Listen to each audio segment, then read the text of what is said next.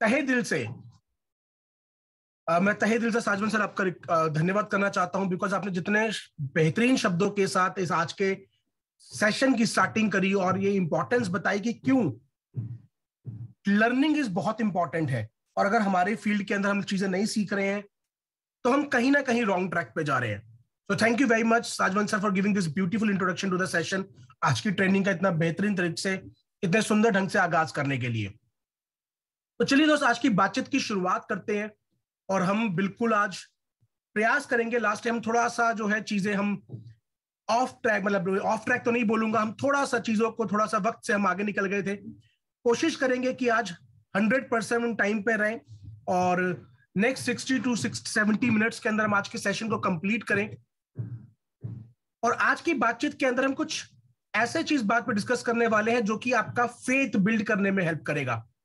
My dear friend, साजवन sir बोल रहे थे कि दुनिया में, जैसे मैं बोलता हूं हमेशा, कि लोग दुनिया में केवल दो ही प्रकार के लोगों से खरीदते हैं, या तो जानकार से या फिर जानकार से। यानी कि या तो वो व्यक्ति आपका नोन होगा या फिर आपको एक्सपर्ट बनना होगा। और बहुत से लोगों को लगता है कि एक्सपर्ट बनने के लिए मुझे कुछ डिफरेंट करने की जरूरत है, कुछ अलग जानने की जरूरत है, मुझे बेसिक्स को समझने की जरूरत नहीं है। मैं यहां पे कोट करना चाहूंगा, एक बहुत बड़े ट्रेनर है, एक बहुत बड़े स्पीकर रहे हैं, शिव खेड़ा जी। कई लोगों ने, आपने उनका नाम सुना होगा। मैं जब पहली बार अपनी जिंदगी में अपनी किताबों को बाद, पढ़ाई की किताबों के बाद जो पहली किताब पढ़ी थी वो उनकी पढ़ी थी, जीत आपकी। और उस किताब में उनका एक ट्रेडमार्क लाइन है कि विजेता कोई अलग काम नहीं करता, विजेता उसी काम को अलग ढंग से करता है। Winners don't do different things, they do things differently. Last time पे भी मैंने बात करी थी कि हमारे को पहिए को री इन्वेंट करने की जरूरत नहीं है, हमारे को बस पहिए को बेहतर करने की जरूरत है। और एक कामयाब व्यक्ति के अंदर, एक नाकामयाब व्यक्ति के अंदर जो सबसे बड़ा डिफरेंस होता है वो होता है फेथ का। वो किस प्रकार अपनी चीजों को लेके बढ़ रहा है। मैंने अपने एक मित्र से एक बार एक लाइन सुनी थी कि आपको जिंदगी जो है ना वो रीप्ले मोड में खेलनी होती है, जिंदगी रीप्ले मोड में चलनी होती है। उसमें क्या था, वो कहते हैं मान लीजिए आपने इंडिया और पाकिस्तान का वर्ल्ड कप फाइनल मैच, या जिस भी गेम को आप बहुत ज्यादा फॉलो करते हैं, अभी फीफा चल रहा है, मान लीजिए फीफा का वर्ल्ड कप है और आप दो टीम्स में से किसी एक टीम को सपोर्ट करते हैं या सपोर्ट नहीं भी करते हो, आप उस इवेंट को लाइव देखने वाले थे, मगर किसी कारणवश कुछ इमरजेंसी आ जाती है और आपको उसको इवेंट को छोड़ के जाना पड़ता है, अब आप उसको लाइव नहीं देख पा रहे। शाम को आपको पता लगता है कि दोनों में से ये टीम ऑलरेडी जीत चुकी है। मैं इंडिया पाकिस्तान का ही एग्जांपल लेके कंटिन्यू कर लेता हूं। आप निकले और रात को, शाम को थोड़ी देर पता लगता है कि बम पटाखों की आवाज बज रही आ रही है, तो आपको समझ में आ जाता है कि इंडिया वर्ल्ड कप जीत चुकी है।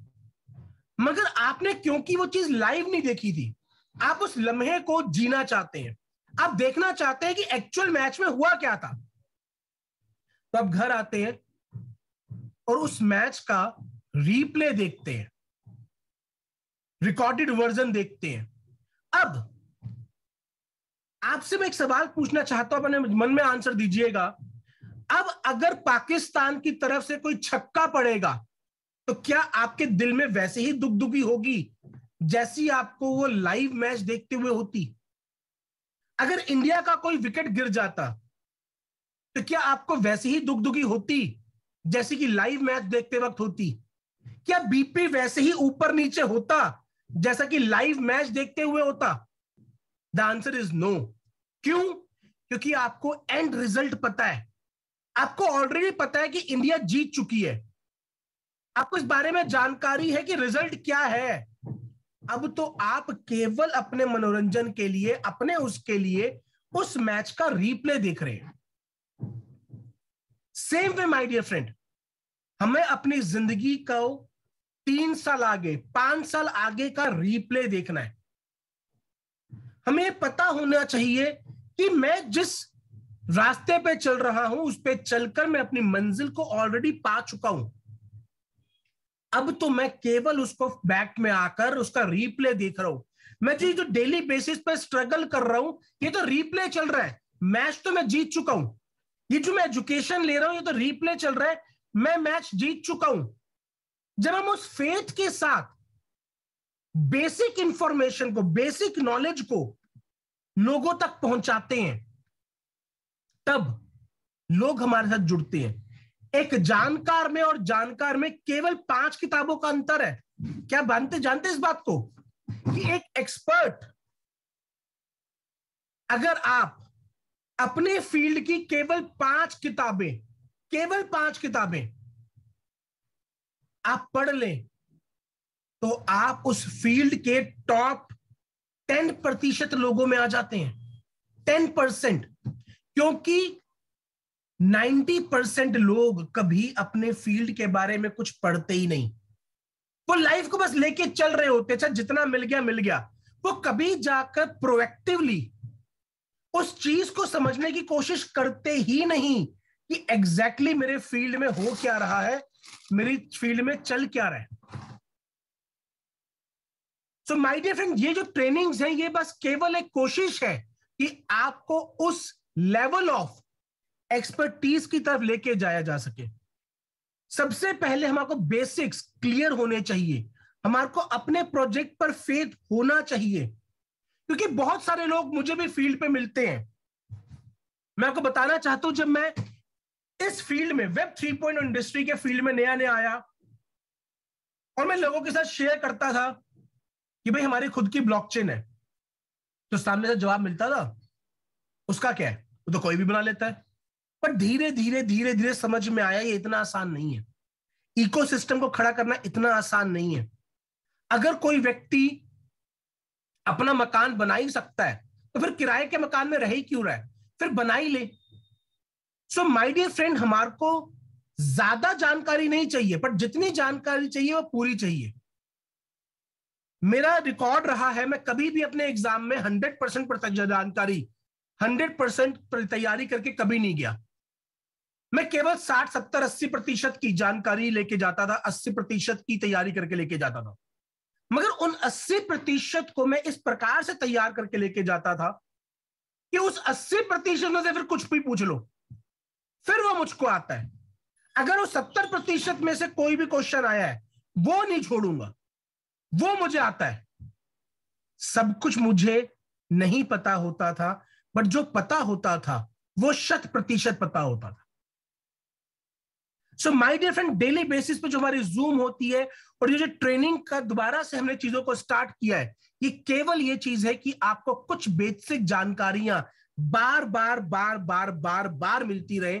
बिकॉज रेपिटेशन ही किसी भी इंफॉर्मेशन को हमारे दिमाग में पक्का करता है। बार बार A for apple, A for apple, A for apple, A for apple, A for apple, A for apple बोल बोलकर, सुन सुनकर आज एप्पल को देखते ही हमारे दिमाग में आता है ए फॉर एप्पल। ये बहुत इंपॉर्टेंट है माय डियर फ्रेंड, कि हम कुछ जानकारी को बार बार बार बार बार बार ले, ताकि हम अपने फील्ड के 90% लोगों में से आगे आ जाए। और जब किसी व्यक्ति को चयन करना हो कि मुझे इनमें से किसके साथ काम करना है, तो उसकी तरफ जाए, आपकी तरफ जाए। तो ये बहुत इंपॉर्टेंट है माय डियर फ्रेंड। और आज हम शॉर्ट में, बेसिक में समझेंगे कि किस प्रकार हमारे जो ऑर्गेनाइजेशन है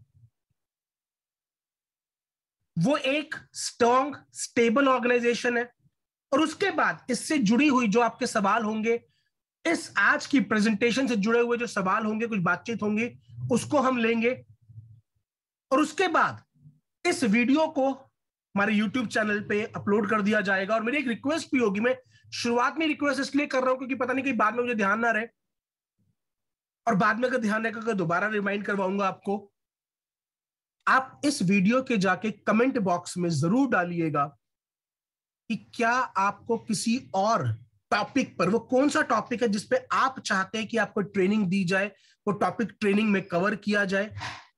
तो सब्सिक्वेंट जो ट्रेनिंग्स होंगी वो हम आपके कमेंट्स को पढ़कर, चीजों को सुनकर, समझकर उन टॉपिक्स पर लेकर आएंगे जिन टॉपिक्स पर आप चाहते हैं कि आप ट्रेनिंग लें, आप और बेहतर बने। उन चीजों को हम लेके आएंगे। तो चलिए आज की हम बातचीत करते हैं कि मीथरनेक्साराइज के प्रोजेक्ट में क्या है, मीथरनेक्साराइज, what to expect and why, कि क्या हम एक्सपेक्ट कर सकते हैं इस प्रोजेक्ट से अपनी जिंदगी के अंदर, क्या हम एक्सपेक्ट कर सकते हैं भविष्य के अंदर, क्या मुझे पूरे भरोसे के साथ इस प्रोजेक्ट पे एनर्जी लगा के काम करना चाहिए, क्या मैं अपने इस प्रोजेक्ट के साथ अपना कैरियर देख सकता हूं। माय डियर फ्रेंड, हमारी टेक्नोलॉजी के अंदर एक बात बोली जाती है मॉन्की लीडर्स। साजवन सर उसको बड़ा अच्छा एक्सप्लेन करते हैं कि उनके अंदर वो क्या रीजन होती है। मैं दोबारा से उस शब्द को भूल जाता हूं, सर अगर मैं गलत बोलूं तो मुझे डेफिनेटली करेक्ट कर लीजिएगा। Cybernetic, I think cybernetic. Sajwan sir हमेशा बताते हैं कि जिस तरह से पेंडुलम होती है ना, आप पेंडुलम को एक तरफ ले जाकर छोड़ेंगे तो वो आगे बढ़कर दूसरी तरफ उतना ही दूर तक जाएगी। तो कुछ लोगों की आदत क्या होती है, वो हर 3 महीने में, 6 महीने में, साल के अंदर उनकी नेचर बनी हुई है कि सब कुछ अच्छा भी चल रहा होगा ना, तब भी उन्होंने उस प्रोजेक्ट में खोट ढूंढकर कहीं ना कहीं कूद जाना है, और फिर जिस प्रोजेक्ट की पहले वो कसमें खा रहे थे उसी प्रोजेक्ट की कमियां गाना चालू करती है। माय डियर फ्रेंड, मैं एक बात बिल्कुल शुरुआत में बोलना चाहता हूं कि क्या हम परफेक्ट है? नहीं। अगर कोई मुझसे पूछे क्या अनुराग गया परफेक्ट है? नहीं। क्या वीरेंद्र साजवन जी परफेक्ट है? नहीं। क्या मीथरनेक्साराइज परफेक्ट है? नहीं। पर मुझे एक बात बताइए, क्या दुनिया की कोई एक कंपनी है जो आज परफेक्शन पे है? आज आईफोन 14 लॉन्च हो चुका है, 14 प्रो लॉन्च हो चुका है। अगर ये परफेक्ट है तो आईफोन 15 फिर कभी नहीं आना चाहिए, क्योंकि ये तो परफेक्ट हो चुका है। इस पर डेवलपमेंट का तो कोई स्कोप ही नहीं है, ये आगे आना ही नहीं चाहिए। फिर अगर विंडोज के सॉफ्टवेयर परफेक्ट हो चुके हैं तो उन पे कोई अपग्रेड कभी नहीं आना चाहिए, क्योंकि वो परफेक्शन हासिल कर चुके हैं। So my dear friend, perfection is never achieved, but you can always strive for it. Perfection कभी भी आप पा नहीं पाएंगे, मगर परफेक्शन की कोशिश करते जाइए, क्योंकि वो आपको हर बार बेहतर होने के लिए इंस्पायर करेगी। अगर आपने उस प्रोसेस को भी छोड़ दिया तो आप कभी बेहतर नहीं होंगे। So perfection is never achieved, but you can always strive for it.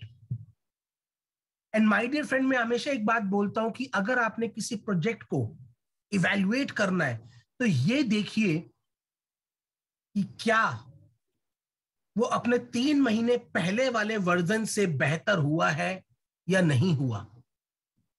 क्योंकि 90 दिन किसी भी चीज को करने में लगते हैं। 90 डेज में हमारे सरखून का ब्लड चेंज हो जाता है, शरीर का सेल्स नए बन जाते हैं। 90 डेज में सीजन बदल जाता है। तो 90 दिन किसी भी काम को करने के लिए लगते हैं। तो पीछे जाइए 90 दिन और देखिए कि क्या ये प्रोजेक्ट बेहतर हो रहा है, क्या ये प्रोजेक्ट प्रोग्रेस कर रहा है, क्या ये प्रोजेक्ट पिछले वाले इसके मुकाबले नेक्स्ट वर्जन पर गया है। If the answer is yes, my dear friend, आप बिल्कुल सही जगह पर हैं। पूरे दिल से मेहनत करते रहिए। मैं ऐसा कोई दावा नहीं करूंगा आपके बिहाफ पर कि यस ये परफेक्ट है, ये आकलन मैं आप पे छोड़ता हूं। मैं केवल आपको वो इंफॉर्मेशन दूंगा जिसके जरिए आप वो आकलन कर पाए, आप उस चीज को देख पाए, आप उस चीज को चेक कर पाए। क्योंकि मैं हर बार बोलता हूं कि मेरे पिताजी एक बात बोलते हैं कि चावलों के दानों को पूरा खाने की जरूरत नहीं होती, एक दाना उठा के अगर हम खा लेते हैं तो हमें पता लग जाता है चावल कच्चे हैं या पक्के हैं। तो चलिए माय डियर फ्रेंड, आज की बातचीत करते हैं मीथरनेक्साराइज, what to expect and why. सबसे पहले हम समझते हैं कि ये जो करंट फेज ऑफ वेब 3.0 है, ये बढ़ना कैसे चला हुआ, ये शुरुआत कैसे हुई। ये बात हम अपनी बीओपी में भी कवर करते हैं, पर आज क्योंकि हमारे पास बीओपी में लिमिटेड समय होता है, वक्त थोड़ा सा ज्यादा है, तो उसको हम थोड़ा सा और इलैबोरेटेड तरीके से कवर करेंगे। बीओपी उसी का शॉर्ट टर्म वर्जन हो जाता है, बट यहां पर हम चीजों के पीछे के लॉजिक्स को समझते हुए करेंगे। वहां पे हम लॉजिक्स नहीं समझा सकते, यहाँ पे लॉजिक समझाने का थोड़ा सा एक्स्ट्रा वक्त हम डेफिनेटली ले सकते हैं। माय डियर फ्रेंड, सबसे पहले आया था वेब 1, उसको बोला गया था इंफॉर्मेशन इकोनॉमी। याद होगा हमारे को कि ईबे, गूगल, एमएसएन ये सब हुआ करते थे। हम गूगल पे जाते थे, कोई इंफॉर्मेशन टाइप करते थे और उसकी इंफॉर्मेशन हमारे पास आ जाती थी और हम उसको पढ़ लेते थे। वो रीड ओनली कंटेंट था, वो इंफॉर्मेशन इकोनॉमी थी कि इंफॉर्मेशन हमारे टिप पे आ गई थी, हमारे एक बटन पर आ गई थी। मुझे कुछ भी सर्च करना है तो मैं इमीडिएटली गूगल पे जाता था और वहां से मुझे वो इंफॉर्मेशन मिल जाती थी। हम में से कई लोगों को याद होगा पहले येलो पेजेस आया करते थे। अगर मुझे किसी प्लम्बर का नंबर ढूंढना है तो मैं जाता था, येलो पेज उठाता था और येलो पेज में प्लम्बर ढूंढता था। अगर मुझे किसी का नंबर चाहिए होता तो हम डायरेक्टरी में जाके ढूंढा करते थे। वो जो पेपर इकोनॉमी थी उससे हम उठकर एक इंटरनेट की इकोनॉमी में पहली बार आए, जिसको बोला गया इंफॉर्मेशन इकोनॉमी। अब मुझे अगर अपने आजू बाजू को रेस्टोरेंट ढूंढना है या उसके बारे में कुछ पढ़ना है तो मैंने गूगल पे गया, उसकी इंफॉर्मेशन मुझे वहां पे मिल गई। अगर मुझे पता करना है कि हड़प्पा और मोहनजोदड़ो में क्या हुआ था तो उसकी इंफॉर्मेशन मुझे गूगल पे मिल गई। अगर मुझे पता करना है नेल्सन मंडेला ने कब क्या किया, नेल्सन मंडेला जिन्हें कौन सी क्रांति लेकर आए, मैं गूगल पे गया, सर्च किया, मुझे इंफॉर्मेशन मिल गई। वो थी इंफॉर्मेशन इकोनॉमी। मगर उस इंफॉर्मेशन में मेरा कोई कंट्रीब्यूशन नहीं था, मेरा कोई कंट्रीब्यूशन नहीं था। कंट्रीब्यूशन एक सेंट्रल एजेंसी का था, मैं केवल उसका कंज्यूमर था। I was just the consumer. मेरा उसमें अंदर कोई कंट्रीब्यूशन नहीं हुआ करता। फिर हम उस स्टेज से गुजरे और आए हम वेब 2 पर, वो प्लेटफॉर्म जो अभी भी चल रहे हैं और इसको बोला गया प्लेटफॉर्म इकोनॉमी। अलग अलग लोगों को एक प्लेटफॉर्म मिला जहां पे जाके वो अपनी बात कह सकते हैं, अपनी बात रख सकते हैं, वो अपनी इंफॉर्मेशन, अपने हिस्से की इंफॉर्मेशन, अपने साइट की स्टोरी बता सकते हैं। अगर कोई कुछ कहना चाहता है तो जाके कह सकता है, वो फेसबुक पे जाके पोस्ट कर सकता है, वो ट्विटर पे जाके वीडियो बना सकता है, वो इंस्टाग्राम पे जाके अपनी फोटोग्राफ अपलोड कर सकता है, वो उबर पे जाकर अपनी रिव्यूज दे सकता है, वो गूगल पे जाकर अपना रिव्यू लिख सकता है, वो ट्विटर पे जाके अपना मैसेज दुनिया से शेयर कर सकता है, वो यूट्यूब पे चैनल बनाकर अपने बारे में, अपनी अच्छाइयों के बारे में, अपनी बुराई के जो शेयर करना चाहते हैं वो कर सकता है। ये टाइम था रीड और राइट का। हमारे को भी हक मिल गया कि हम भी अपनी बातचीत कह सकते हैं। हमें भी वोटिंग राइट्स मिल गए। मैं एक तरीके से बोलूंगा कि वोटिंग राइट्स मिल गए। मैं किसी के कंटेंट पर लाइक और डिसलाइक कर सकता हूं कि मुझे पसंद आया या नहीं पसंद नहीं आया। मैं ये चूज कर सकता हूं मुझे कंटेंट देखना है या नहीं देखना। आज हम फेसबुक पे जाते तो आ जाता है अनफॉलो, अगर आपको ये पसंद नहीं आ रहा अनफॉलो, आप, हमारे पास चॉइस है। सो मुझे ज्यादा पावर मिली, मुझे और ज्यादा पावर मिली अपनी बात को व्यक्त करने के लिए, अपनी चीजों को रखने के लिए। और अब जो अगला फेज आने वाला है जिसके बारे में बात करते हैं कि हम वेब 3.0 इकोनॉमी के अंदर है माय डियर फ्रेंड, उसकी जो शुरुआत हुई, उसकी जो चीजें होना स्टार्ट हुई, वो है अब ओनरशिप इकोनॉमी। अब मैं मेरे कंटेंट का, मेरे प्लेटफॉर्म का ओनर भी हूं। पहले मैं सिर्फ किराएदार की तरह काम कर रहा हूं, यूट्यूब के ऊपर मैं किराएदार की तरह काम कर रहा हूं। मैंने डाला, उस कंटेंट को चलाएगा, चलाने के बाद उस कंटेंट पे मुझे व्यूज आएंगे, पर वो जब चाहे मेरे उस कंटेंट को ब्लॉक कर सकता है, वो रोक सकता है। मगर वेब 3 में ओनरशिप है, रीड राइट एंड ओन। मैं अपना एक प्लेटफॉर्म क्रिएट करके वहां पे डाल सकता हूं। मेरा जो कंटेंट क्रिएट कर रहा हूं वो एक सेंट्रलाइज्ड डिपार्टमेंट के पास नहीं है, वो एक डिसेंट्रलाइज्ड डिपार्टमेंट के पास है। और उसको ऐसे ही ब्लॉक नहीं किया जा सकता, उसको ऐसे ही हटाया नहीं जा सकता। वो मेरा अधिकार क्षेत्र है। And this is web 3.0। ये इंटरनेट का ही नेक्स्ट फेज है। क्या वेब 3 के बाद कभी वेब 4 आएगा? सर्टेनली आना चाहिए, बिकॉज जिस तरह से आईफोन 15 आएगा वैसे ही कभी ना कभी वेब 4 भी आएगा। ये एवोल्यूशन का दौर है। हमारे बारे में बोला जाता है कि भाई जो डार्विन्स एवोल्यूशन थ्योरी है कि हम पहले बंदर हुआ करते थे, हमारे पूर्वज जो हैं, और करते करते करते करते इवॉल्व होते होते होते होते होते हम आज के इंसानों वाले फेज में आए। और इंसान होने के बाद हम और इवॉल्व हो रहे हैं। पहले खेती बाड़ी करनी नहीं आती थी, फिर खेती बाड़ी करनी सीखी। वो सारी चीजें हम इवॉल्व हो रहे हैं। तो ये इंटरनेट भी हमारे साथ इवॉल्व हो रहा है। वेब 1 में हमें पता नहीं चला गूगल कब आया, कब उसने शेयर्स दिए, कब हमने उसने खरीदे, कब लोग छोटे छोटे अमाउंट से बड़ी इन्वेस्टमेंट को ग्रो करके चले गए। Web 2 आया। माइट मुझे याद है मैंने पहला यूट्यूब चैनल लगभग 7-8 साल पहले बनाया था, बट मैं कभी इतना सीरियस ही नहीं हुआ, मुझे पता ही नहीं था कि कितना बड़ा हो सकता है।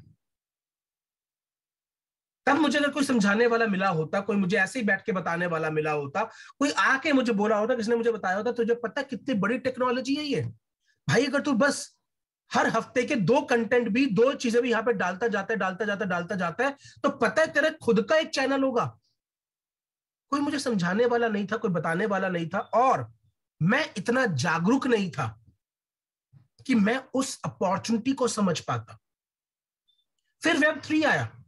बिटकॉइन बताने वाले हमारे में से कईयों के पास आए होंगे, पर शायद या तो हम सुनना नहीं चाहते थे, या उस बताने वाले व्यक्ति के पास वो जानकारी नहीं थी।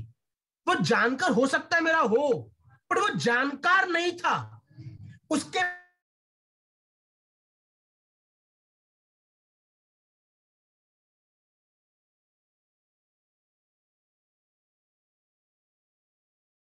उस पर भरोसा नहीं किया। मजेदार बात तो यह है कि जिस व्यक्ति ने मुझे इस बारे में बताया था, कुछ समय के बाद खुद उसने उस पर भरोसा नहीं किया, और जो व्यू मुझे वो दिखा रहा था, उससे कहीं पहले वो उसको छोड़ के चला गया।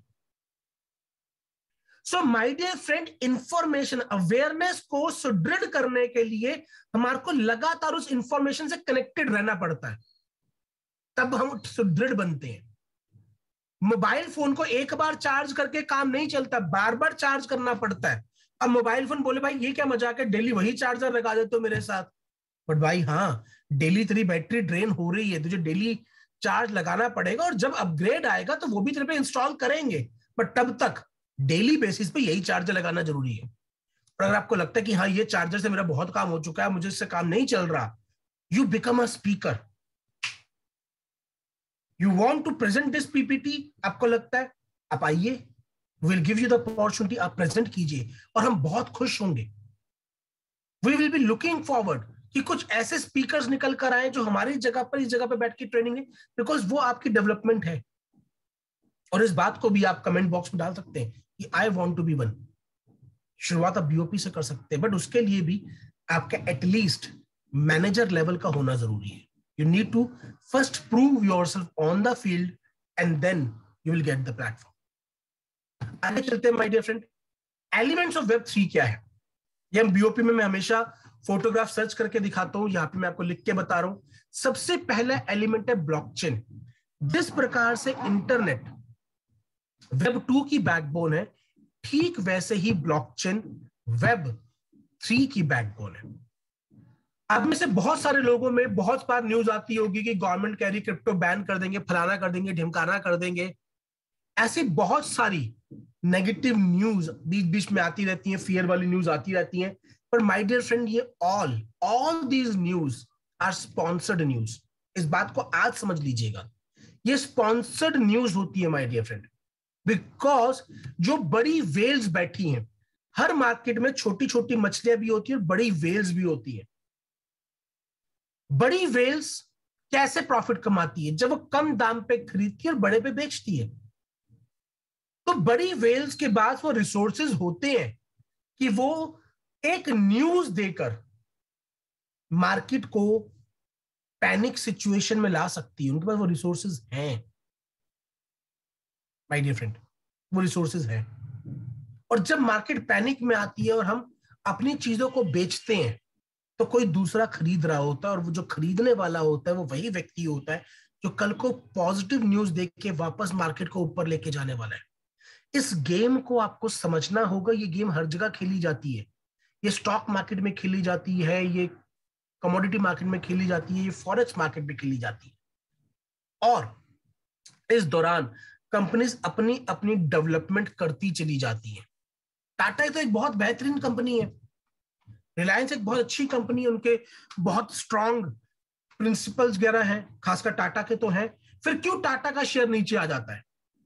ऐसा होता है ना कि जब मार्केट डाउन होती तो टाटा का भी शेयर नीचे आ जाता है। टाटा ने तो कुछ गलत नहीं किया, मगर ये क्या है, ये एक न्यूज है, ये एक एक्सपेक्टेशन है कि इतने दौर में ऐसा होगा। तो उस समय पे टाटा का भी शेयर नीचे आता है सर। मगर पिछले 20 सालों में टाटा के एक शेयर ने, टाइटन ने, 1 लाख रुपए को 169 करोड़ बनाया। यानी कि जब हम लॉन्ग टर्म सिनेरियो लेके चलते हैं माय डियर फ्रेंड, तो मार्केट हर बार ऐसे करते करते करते करते थोड़ा थोड़ा थोड़ा थोड़ा थोड़ा थोड़ा थोड़ा ऊपर चढ़ती चली जाती है। अगर वो 0 से 10 पर गई है तो 10 से 5 पर आएगी और अगली बार 13 पे जाएगी, फिर 13 से 8 पर आएगी और फिर 17 पे जाएगी, फिर 17 से 10 पर आएगी और फिर 20 पे जाएगी। तो वो हर बार स्टेप, सीढ़ियों की तरह 2 कदम ऊपर 1 कदम नीचे, 2 कदम ऊपर 1 कदम नीचे, 2 कदम ऊपर 1 कदम नीचे, 2 कदम ऊपर 1 कदम नीचे करके चढ़ती जाती है।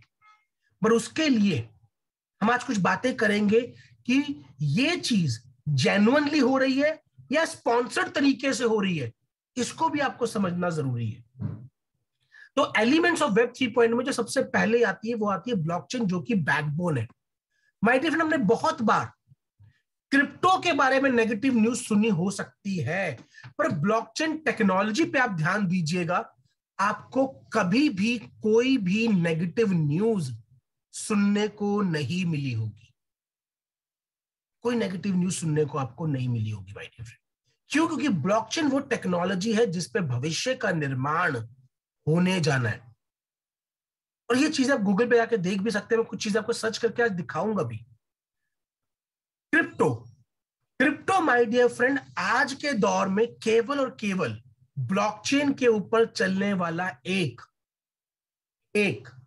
एप्लीकेशन बन गया है। बहुत कम लोगों को पता होगा, जो एक बात का डिफरेंस मैं आपको बताने जा रहा हूं, बहुत ध्यान से सुनिएगा। बिटकॉइन में और दुनिया की बाकी सभी क्रिप्टो करेंसी में एक बेसिक डिफरेंस है। वो ट्रांजैक्शन पर सेकंड नहीं है, वो ब्लॉकचेन की टेक्नोलॉजी नहीं है, वो एक बेसिक डिफरेंस है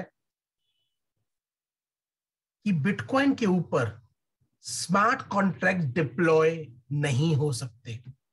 बिटकॉइन की ब्लॉकचेन पे स्मार्ट कॉन्ट्रैक्ट्स डिप्लॉय नहीं किए जा सकते।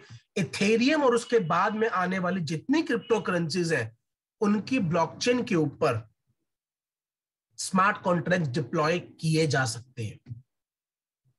इसका क्या मतलब है? जब बिटकॉइन आया था वो एक बगावत के रूप में आया था कि मैं एक पैरेलल सिस्टम क्रिएट करूंगा। मैं किसी ना किसी ट्रेनिंग में उस मुद्दे के ऊपर कि बिटकॉइन कैसा इवॉल्व हुआ, उस पर भी हम करेंगे, हिस्ट्री ऑफ दिस इंडस्ट्री हम बात करेंगे।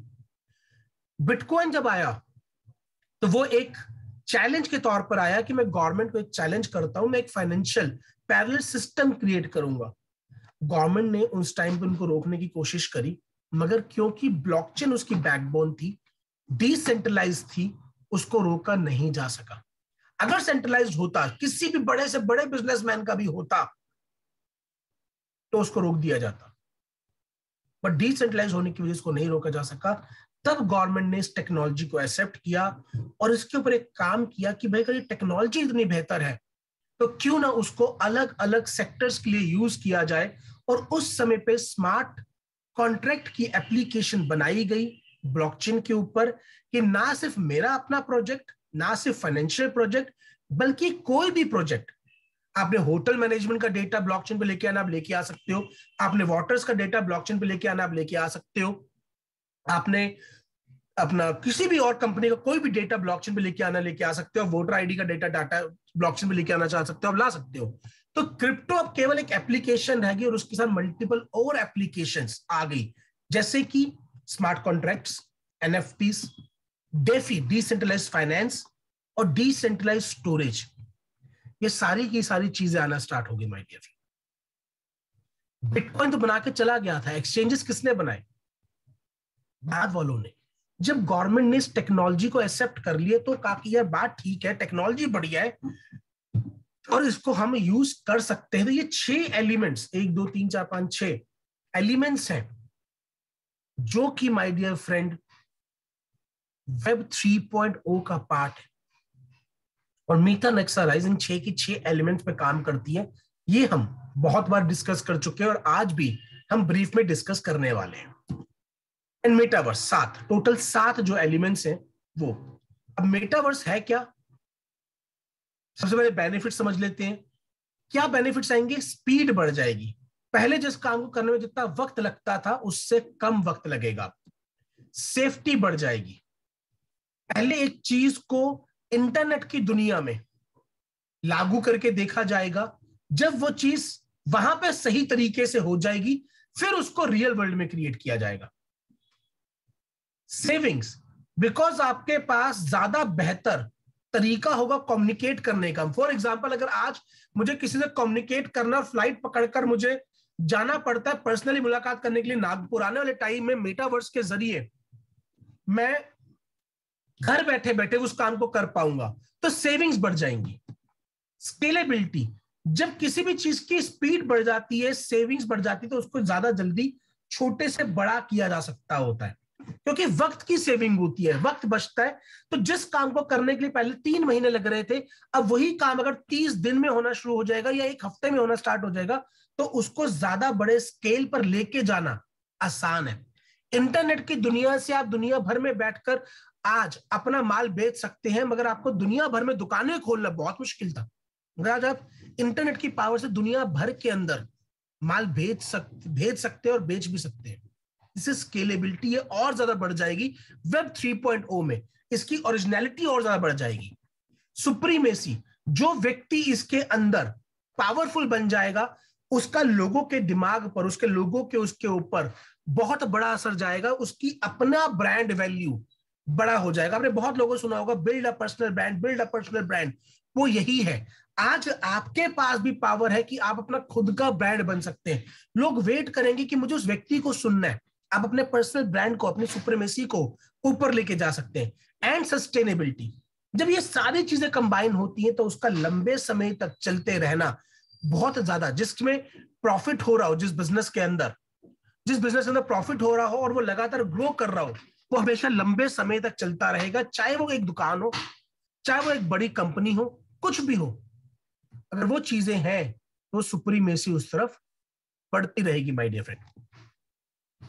आगे चलते हैं माय डियर फ्रेंड। अब मैं यहां पर एक छोटी सी वीडियो आपको दिखाना चाहता हूं, जो मैंने पहले इसका पार्ट नहीं रखा था, पर मुझे लगता है कि कहीं ना कहीं मुझे वो 1-2 वीडियो आपको दिखानी चाहिए। Just give me a moment, मैं आपके साथ वो वीडियो शेयर करता हूं।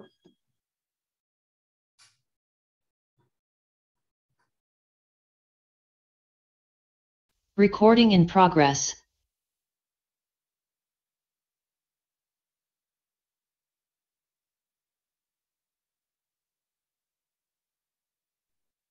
ये जो कंटेंट मैं आपको दिखाने जा रहा हूं, ये मेरा अपना नहीं है, मैंने YouTube से लिया है। और ये मैं आपको एक वीडियो यहाँ पे शोकेस करने जा रहा हूं। मेटावर्स क्या है? मेटावर्स हमारा दुनिया 3D में बन जाएगी, जो मैं आपको बता रहा था कि भाई मुझे नागपुर ट्रैवल करके जाना नहीं पड़ेगा। मैं यहाँ बैठे बैठे ऐसा फील कर पाऊंगा कि मैंने फ्लाइट पकड़ी है, मैं नागपुर गया और वहां पे वो मीटिंग करके आ गया हूं। आगे चलते हैं माय डियर फ्रेंड। ये एक वीडियो है BMW की डिजिटल ट्विन। BMW जो गाड़ी हम सब जानते हैं आती हैं, BMW ने मेटावर्स के ऊपर माय डियर फ्रेंड अपनी पूरी की पूरी फैक्ट्री को बनाया है, और बिल्कुल वैसे बनाया है जैसे उसकी फिजिकल वर्ल्ड की फैक्ट्री है। और इसीलिए उसका नाम दिया गया BMW डिजिटल ट्विन। ट्विन मतलब जुड़वा, और जो इंटरनेट की दुनिया में उसका जुड़वा है वो नाम उसको दिया गया है। कि किस प्रकार अब गाड़ियां पहले BMW की डिजिटल फैक्ट्री में बनेंगी, उसके बाद वो प्रोडक्शन के लिए रियल फैक्ट्री में जाएंगी। उससे उनकी स्पीड 30% बढ़ गई, एक्सीडेंट्स कम हो गए, और जो कॉस्टिंग है वो 30% घट गई। ये ताकत है। तो just give me a moment, मैं आपके सामने वो वीडियो प्ले करता हूं my dear friend.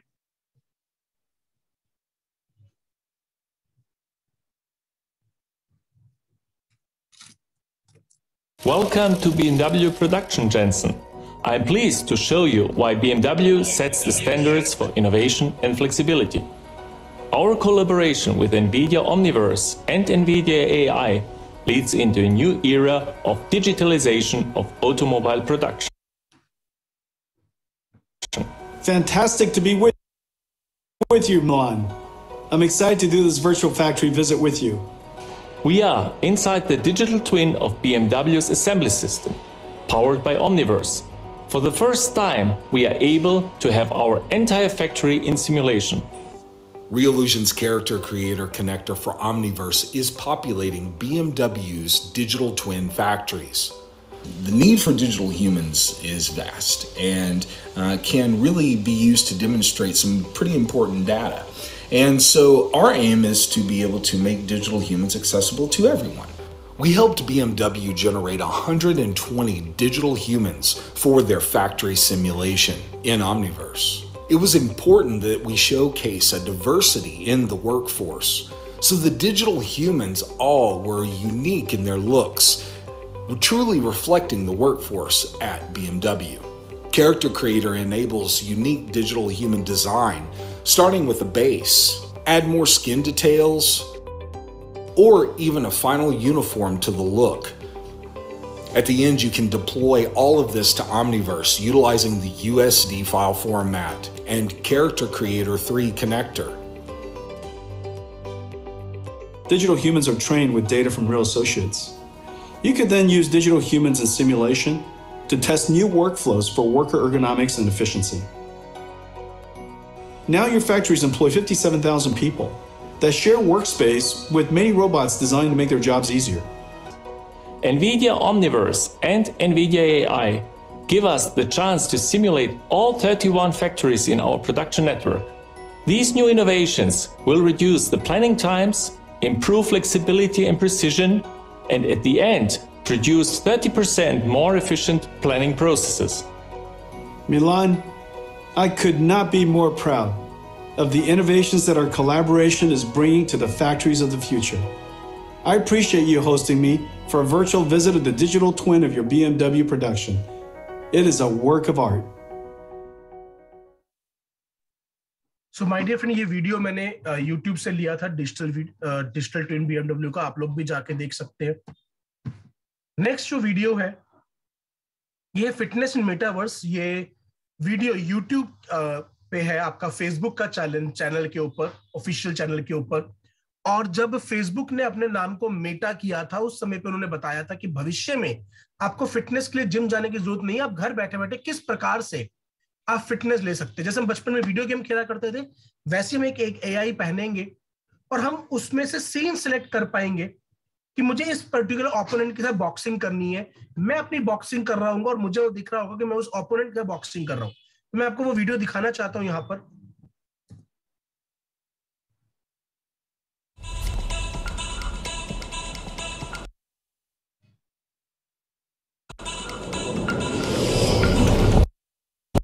You'll be able to work out on your own, maybe against an AI.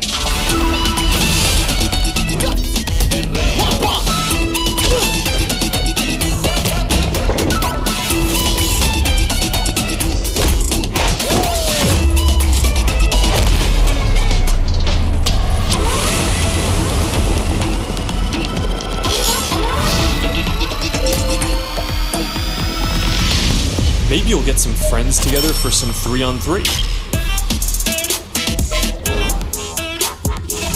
Maybe play pickup with people on the other side of the world.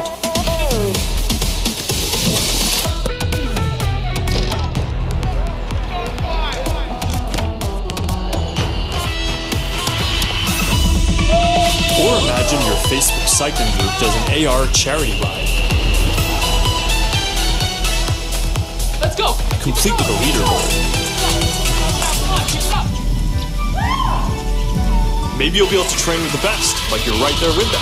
Like Lee Kiefer, Olympic gold medalist. On guard. Fence. Don't be scared this time.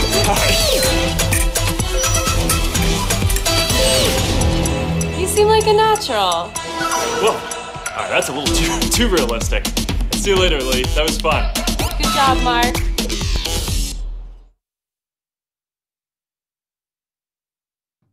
अगली जो video आप देखने वाले हैं वो भी Facebook की है। फेसबुक ने जब अपना नाम मेटा किया था। ये एजुकेशन कैसे होगी? हम लोग जो पहले एजुकेशन लिया करते थे, हम जुपिटर ग्रह के बारे में पढ़ते थे, हम किताबों में पढ़ते थे, उसके आजू बाजू एक रिंग है। हमने अगर मोहनजोदड़ो और हड़प्पा संस्कृति के बारे में पढ़ना तो हम किताबों में फोटोग्राफ देखते थे। मगर फ्यूचर में एक रियल वर्ल्ड लाइफ सिचुएशन में आप जाकर उसको एक्सपीरियंस कर पाएंगे। ये वीडियो भी फेसबुक ने शेयर करी थी, मैं आपके साथ शेयर कर रहा हूं यहां पर।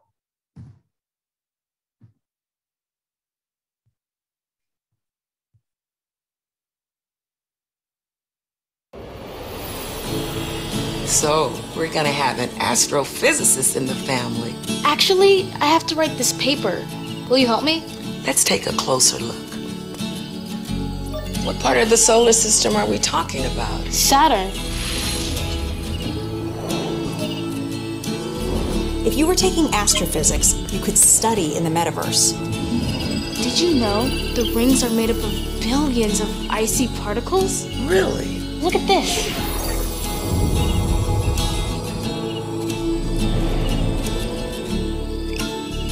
You ready to do that paper now, right? Yeah.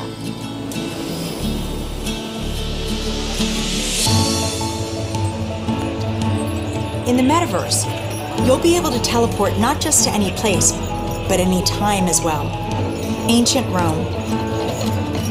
Imagine standing on the streets, hearing the sounds, visiting the markets, to get a sense of the rhythm of life over 2,000 years ago.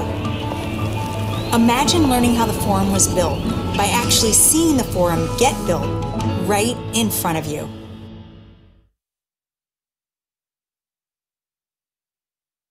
My dear friend, metaverse के अंदर आप ना सिर्फ भविष्य में जा पाएंगे बल्कि पास्ट में जा पाएंगे। आप देख पाएंगे मोहनजोदड़ो कैसे हुआ करता था, आप देख पाएंगे उसकी गलियों में चलकर कि वहां पे मार्केट कैसी लगा करती थी।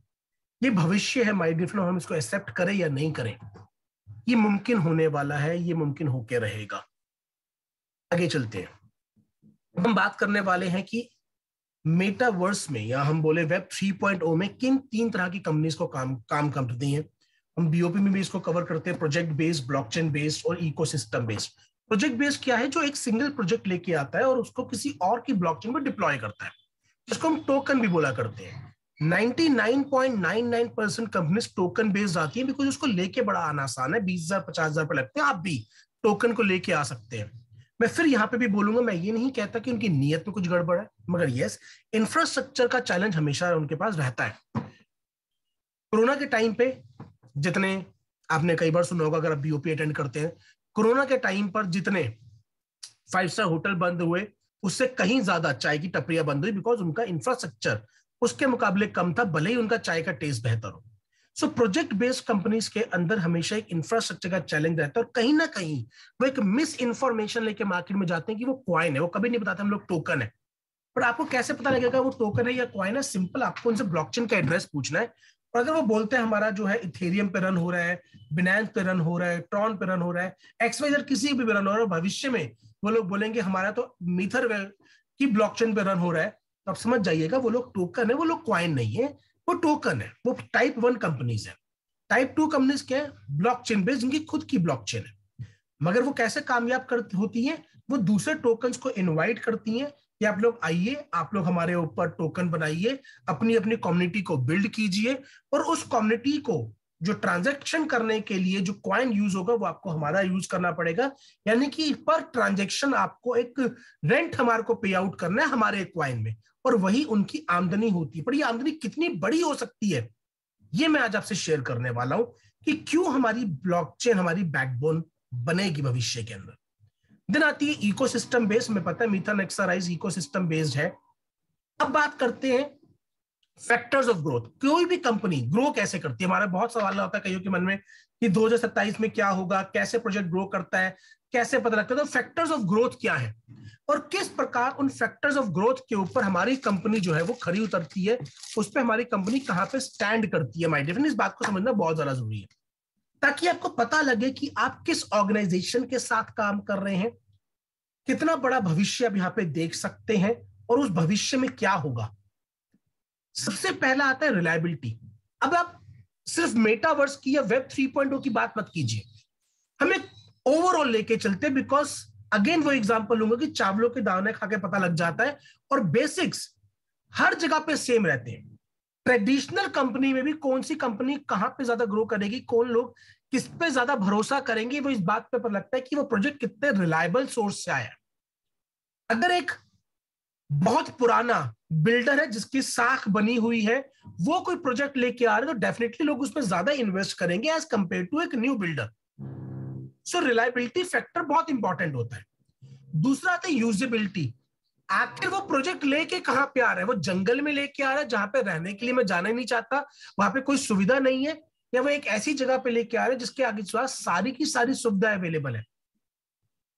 साधवन सर इसका बड़ा अच्छा एग्जांपल देके रखते हैं कि भाई एक जगह ने बड़ा अच्छा सुंदर आपने बनाया, बट ना तो उसमें कोई मंदिर है, ना कोई हॉस्पिटल है, ना स्कूल है, जबकि दूसरी तरफ उतना अच्छा प्रोजेक्ट नहीं बना हुआ पर उसके आसपास सारी चीजें अवेलेबल है। तो आप कहां पे जाना पसंद करेंगे, कहां पे ग्रो करेंगे? जिसकी यूजेबिलिटी है। तो प्रोजेक्ट की यूजेबिलिटी होना चाहिए माय डियर फ्रेंड। पैसा तो, प्राइस तो मैं नॉन यूजेबिलिटी होते हुए भी आर्टिफिशियल तरीके से बढ़ा सकता हूं। एक उदाहरण देके समझाना चाहता हूं। अभी पीछे नींबू के प्राइस बढ़ गए थे, बहुत महंगे हो गए थे नींबू। तो ज्यादातर लोगों से अगर आप पूछेंगे कि भाई नींबू का दाम क्यों बढ़ा, तो उनका एक सिंपल आंसर होगा सप्लाई और डिमांड का गैप आ गया था। पर मैं आपसे सवाल करना चाहता हूं कि आपने जाके चेक करा कि क्या पिछले 5 साल में जितने नींबू उगते थे क्या उनसे कम उगे हैं? क्या प्रोडक्शन नींबू की कम हुई है? The answer was no. चलो पिछले 5 साल की अगर मैं एवरेज डिमांड कैलकुलेट करूं तो जितनी डिमांड हर साल होती थी क्या उससे बहुत ज्यादा डिमांड बढ़ गई? The answer was no. फिर क्यों फर्क आया? सिर्फ एक वजह से कि नींबू की सप्लाई मार्केट तक नहीं पहुंच पाई। वो किस वजह से नहीं पहुंची? उससे कारण होंगे। बस मार्केट तक पहुंच नहीं पाई, उसे कहीं पीछे रोक लिया गया या वो किसी कारणवश पीछे रुक गई, तो मार्केट में अवेलेबिलिटी नहीं थी, इसलिए मार्केट में डिमांड बढ़ गई, सप्लाई पीछे से आई नहीं थी। मगर ऐसे आप कब तक रोक लेंगे? 1 महीना, 2 महीने, 3 महीने, 4 महीने, फाइनली तो वो नींबू आएंगे ना मार्केट में सर। और जब वो मार्केट में आएंगे तो डिमांड कम रह जाएगी और सप्लाई बढ़ जाएगी और रेट नीचे आ जाएगा। मगर जब यूजेबिलिटी होती है तो लगातार लगातार लगातार लगातार उस चीज के प्राइस बढ़ते जाते हैं माय डियर फ्रेंड। जमीन के दाम नहीं बढ़ते, काम की जमीन के दाम बढ़ते हैं। जंगल की जमीन के दाम नहीं बढ़ रहे जहां पे आप जाके रह नहीं सकते, काम की जमीन के दाम बढ़ते हैं। यूजेबिलिटी होना जरूरी है। तीसरी अवेलेबिलिटी। अब सेविंग्स अकाउंट में आप कुछ भी कर लीजिए पर ज्यादा आपको इंटरेस्ट नहीं मिलने वाला। क्यों? क्योंकि अवेलेबिलिटी बहुत है, जितने मर्जी खोल दो, म्यूचुअल फंड में जितने मर्जी डाल दो, तो स्केर्सिटी नहीं है, बहुत ज्यादा अवेलेबिलिटी है। जिस जगह पे जमीन बहुत अवेलेबल है वहां पे जमीन के दाम नहीं बढ़ रहे। जब जमीन स्केर्सिटी में आ जाती है तब दाम बढ़ते हैं। तो आपके सप्लाई कितनी है क्वाइंस की? ट्रॉन की अगर मैं बात करूं 100 बिलियन सप्लाई है। इथेरियम ने आज तक, ये बहुत कम लोगों को पता होगा, इथेरियम ने आज तक अपने क्वाइंस की सप्लाई डिक्लेयर नहीं करी है। वो कभी भी बढ़ा सकता है, यानी कि जब उसका मन करे वो बढ़ाकर मार्केट को क्रैश कर सकता है खुद ही। बट ये बहुत कम लोगों को पता है कि इथेरियम ने आज तक अपनी सप्लाई डिक्लेयर ही नहीं करी है। अनलिमिटेड सप्लाई है उसकी, वो अभी मार्केट में नहीं लेकर आया, बट जब लेकर आएगा तो ट्रॉन की 100 बिलियन खपे कि नहीं खपेगी। सो अवेलेबिलिटी कितनी है कि इस टाइम पर उस चीज से भी बहुत बड़ा फैक्टर पड़ता है ग्रोथ के ऊपर। एक्सचेंजेबिलिटी, जरूरत पड़ने पर क्या मैं अपने क्वाइन को ले जाके एक्सचेंज कर सकता हूं? क्या लोग उसको खरीदने के लिए तैयार बैठे हैं? क्या उसकी कम्युनिटी इतनी स्ट्रांग है कि वो बिक जाएगा? क्या मैं चाहूं तो उसको यूएसडीटी में कन्वर्ट कर सकता हूं? क्या मैं चाहूं तो उसको आईएनआर में कन्वर्ट करके लेके आ सकता हूं? एक्सचेंजेबिलिटी अगर एक नया फैक्टर आ जाता है। Then speed of transmission blockchain के ऊपर, बिकॉज जब बाहर वाली कम्युनिटी आएगी, जब वो टोकन बनाने आएंगे तो ये देखेंगे आपकी परफॉर्मेंस कितनी बेहतर है। आपने सब कुछ बहुत अच्छा अच्छा बोला, पर क्या फील्ड पर वो चीज वैसी परफॉर्म कर रही है? तो स्पीड ऑफ ट्रांसमिशन बहुत इंपॉर्टेंट है, ट्रांजैक्शन पर सेकंड की जो स्पीड है। देन स्केलेबिलिटी, आप कितना प्रोजेक्ट को बड़ा लेके जाने पे काम कर रहे हैं, आपका विजन कितना बड़ा है, आप कितना दूर तक देख पा रहे हैं, आप कितना बड़ा प्लेटफॉर्म क्रिएट करना चाहते हैं, आप कितने बड़े फैक्टर्स पे काम कर रहे हैं। जो मैं हमेशा बोलता हूं, मीटर नेक्साइज सातों के सातों एलिमेंट्स पे काम कर रही है। तो आपकी स्केल कितना बड़ा है, कितना बड़े स्केल पे जा रहे हैं। And last and the most important, community, आपके साथ जुड़ने वाले लोगों पे आपको कितना भरोसा है। जो लोग आपके साथ खड़े हैं, क्या वो लोग आप पे भरोसा करते हैं? क्या वो लोग आपके साथ दूर तक चलने को तैयार हैं? वो जो है ये फैक्टर्स ऑफ ग्रोथ है my dear friend, 7 factors of growth. अब हम एक एक करके देखते हैं कि इस पे हमारा प्रोजेक्ट कहां पे स्टैंड करता है। सबसे पहला फैक्टर था रिलायबिलिटी। मीटर इकोनॉमिक सिस्टम को हम चेक करते हैं। अगर मैं रिलायबिलिटी की बात करूं तो अगर आपने हमारी बीओपी में भी आए होंगे तो we are the only organisation जो सेकंड स्लाइड पर स्टार्ट करते डिस्क्लेमर के साथ कि भाई ये कोई रातों रात अमीर होने की स्कीम नहीं है, ये कोई गारंटी वाली स्कीम नहीं है। क्यों? क्योंकि हम ईमानदारी से काम करना चाहते हैं, हम सच्चाई से काम करना चाहते हैं। हम किसी भी व्यक्ति को गलत जानकारी देकर माय डियर फ्रेंड इस सिस्टम में नहीं लाना चाहते। हो सकता है किसी छोटी सोच के व्यक्ति ने किसी नए व्यक्ति को गलत जानकारी देकर गलत बात बताकर वहां पे ले आया हो, बीओपी में ले आया हो, but as a system company इस काम को नहीं करना चाहती। इसीलिए सबसे पहली स्लाइड डिस्क्लेमर से स्टार्ट की जाती है कि भाई जो पास्ट रिकॉर्ड्स है वो है, मगर भविष्य में जरूरी नहीं है वैसा ही हो। So it's a risk factor. आप किसी भी सीनियर लीडर से बात करेंगे, किसी से भी बात करेंगे, वो कभी भी आपको इस बात पर नहीं बोलेगा, वो उससे आपको सच्चा जवाब मिलेगा। ये ईमानदारी सबसे बड़ा रिलायबिलिटी फैक्टर होता है माय डियर फ्रेंड, सबसे बड़ा रिलायबिलिटी फैक्टर।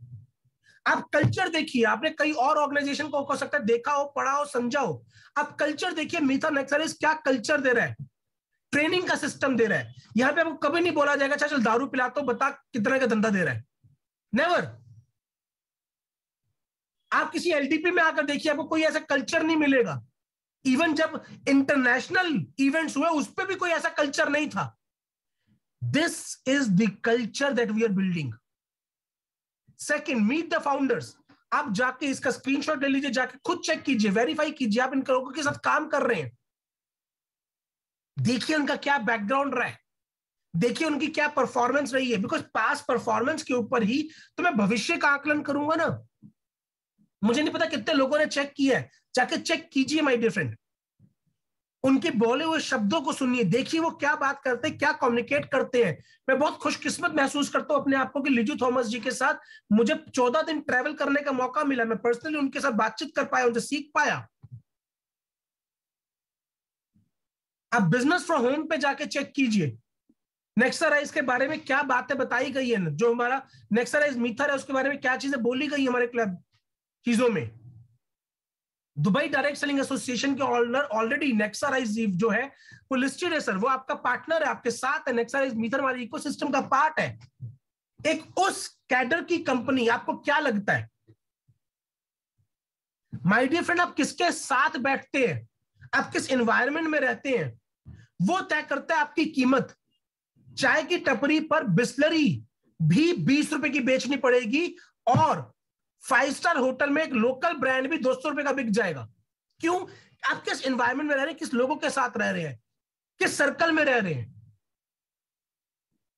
सो एक बहुत बड़ा रिलायबिलिटी फैक्टर हमारी टॉप मैनेजमेंट देती है, हमारा काम करने का तरीका देता है, हमारा कल्चर देता है। ये बातों का गर्व होना चाहिए आपको। आगे चलते हैं। सेकेंड आती है यूजेबिलिटी माय डियर फ्रेंड। मैं हर बार बीओपी में कहता हूं कि we are the only company जिसके पास इकोसिस्टम है, जिसके पास खुद का ब्लॉकचेन है, जिसके पास खुद का ट्रेडिंग बोर्ड है। ये सारी की सारी सर्विसेज लाइव है। प्रो बोट में अगर आपका कोई ट्रेड माइनस में हो जाता है बंद, तो my dear friend company my dear friend उसके बदले आपको ऑफर करती है। आपका जो फंड लॉस हुआ होता है वो आपके प्रोबोट अकाउंट में ऐड हो जाता है, और उसके बाद जब तक आपका प्रॉफिट रिकवर नहीं हो जाए कंपनी आपसे चार्जेस नहीं लेती। क्या किसी और ऑर्गेनाइजेशन ने आज तक ऐसा किया है? नहीं। क्यों? रिलायबिलिटी, भरोसा। We are here for the long term. हम एक बड़ा काम करने के लिए आए हैं, बड़ा सोच लेके आए हैं, और उसके लिए छोटी छोटी कीमतें चुकानी होंगी। अगर हमें बड़ा बनना है तो नींव गहरी करनी पड़ेगी। नेक्साराइज के जरिए 160 देशों के अंदर आप सर्विसेज ले सकते हैं। ट्रेड बिट हमारा खुद का एक्सचेंज, आप जाके एक्सचेंज पे लिस्ट कीजिए, चेक कीजिए उसको, बिनेंस के साथ उसे कंपेयर कीजिए, आपको पता लगेगा कि स्पीड पे काम कर रहे हैं। ये हमारा खुद का घर का एक्सचेंज है। क्या आपने अपना अकाउंट क्रिएट करा? माय डियर फ्रेंड, जब मेरे खुद में घर की खुद की मिठाई की दुकान हो और मैं दूसरे वाले से जाके मिठाई खरीदूंगा तो क्या भरोसा रहेगा सामने वाले को? सबसे पहले अपना अपना अकाउंट ट्रेडबिट पे जाके क्रिएट कीजिए, और नहीं आता आपको तो आप कमेंट बॉक्स में डालिएगा, उसके ऊपर भी ट्रेनिंग दी जाएगी कि ऐसे क्रिएट करना है, बहुत सिंपल है। अब उसमें भी डालिए NFT, ये सारे के सारे फैक्टर्स ऑलरेडी लाइव है, आप देख सकते हैं, यूज कर सकते हैं।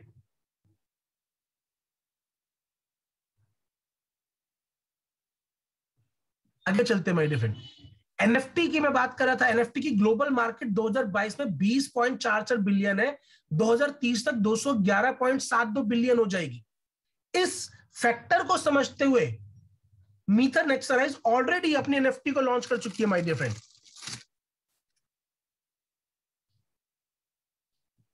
अवेलेबिलिटी जो नेक्स्ट फैक्टर आता है, कितनी सप्लाई है।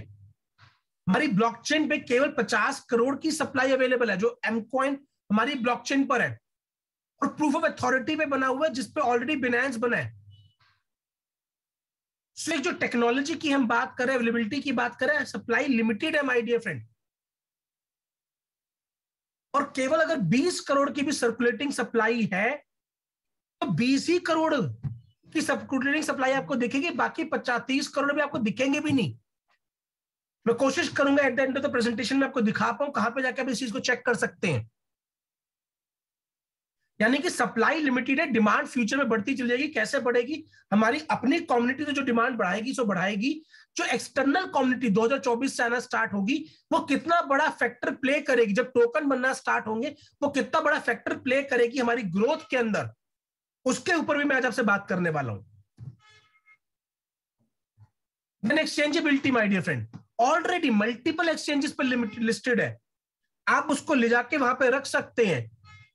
मेटामास्क पे रखिए, टोकन पॉकेट पे रखिए, ट्रस्ट वॉलेट पे रखिए, या आप उसे ले जाके बेच दीजिए अलग अलग एक्सचेंजेस के ऊपर, आपके पास हक है। बहुत से कॉइन आते हैं मार्केट में जो कभी जिंदगी में एक्सचेंज पे लिस्ट ही नहीं होते, रेट बढ़ते रहते हैं उनके सॉफ्टवेयर में, इतना हो गया, इतना हो गया, इतना हो गया, इतना हो गया, मगर एक्सचेंजेस पे नहीं होते। वो शेयर है जो अकेले रेस पे भागे और फर्स्ट आ गए, मार्केट में कभी आई नहीं। सो मीथर नेक्सराइज का coin already my dear friend market में अवेलेबल है, आप जाके बेच सकते हैं। स्पीड ऑफ ट्रांसमिशन ये हमेशा दिखाते हैं इथेरियम की कितनी है, हमारी कितनी है, 5.5 लाख तक की ट्रांजैक्शन हम कर सकते हैं माय डियर फ्रेंड। इतनी बड़ी बैंडविड्थ है, और ये क्या हेल्प करेगी फ्यूचर में, इस पे भी बात करेंगे। अब इसे समझिए power of blockchain. Power of blockchain क्या है? हम हमेशा अपने बीओपी में दिखाते हैं, आपको भी पता होगा इथेरियम की जो स्पीड है वो लगभग 15-20 ट्रांजैक्शंस करने की है, बिनांस की लगभग 150 करने की है, ट्रॉन की लगभग 2000 करने की है।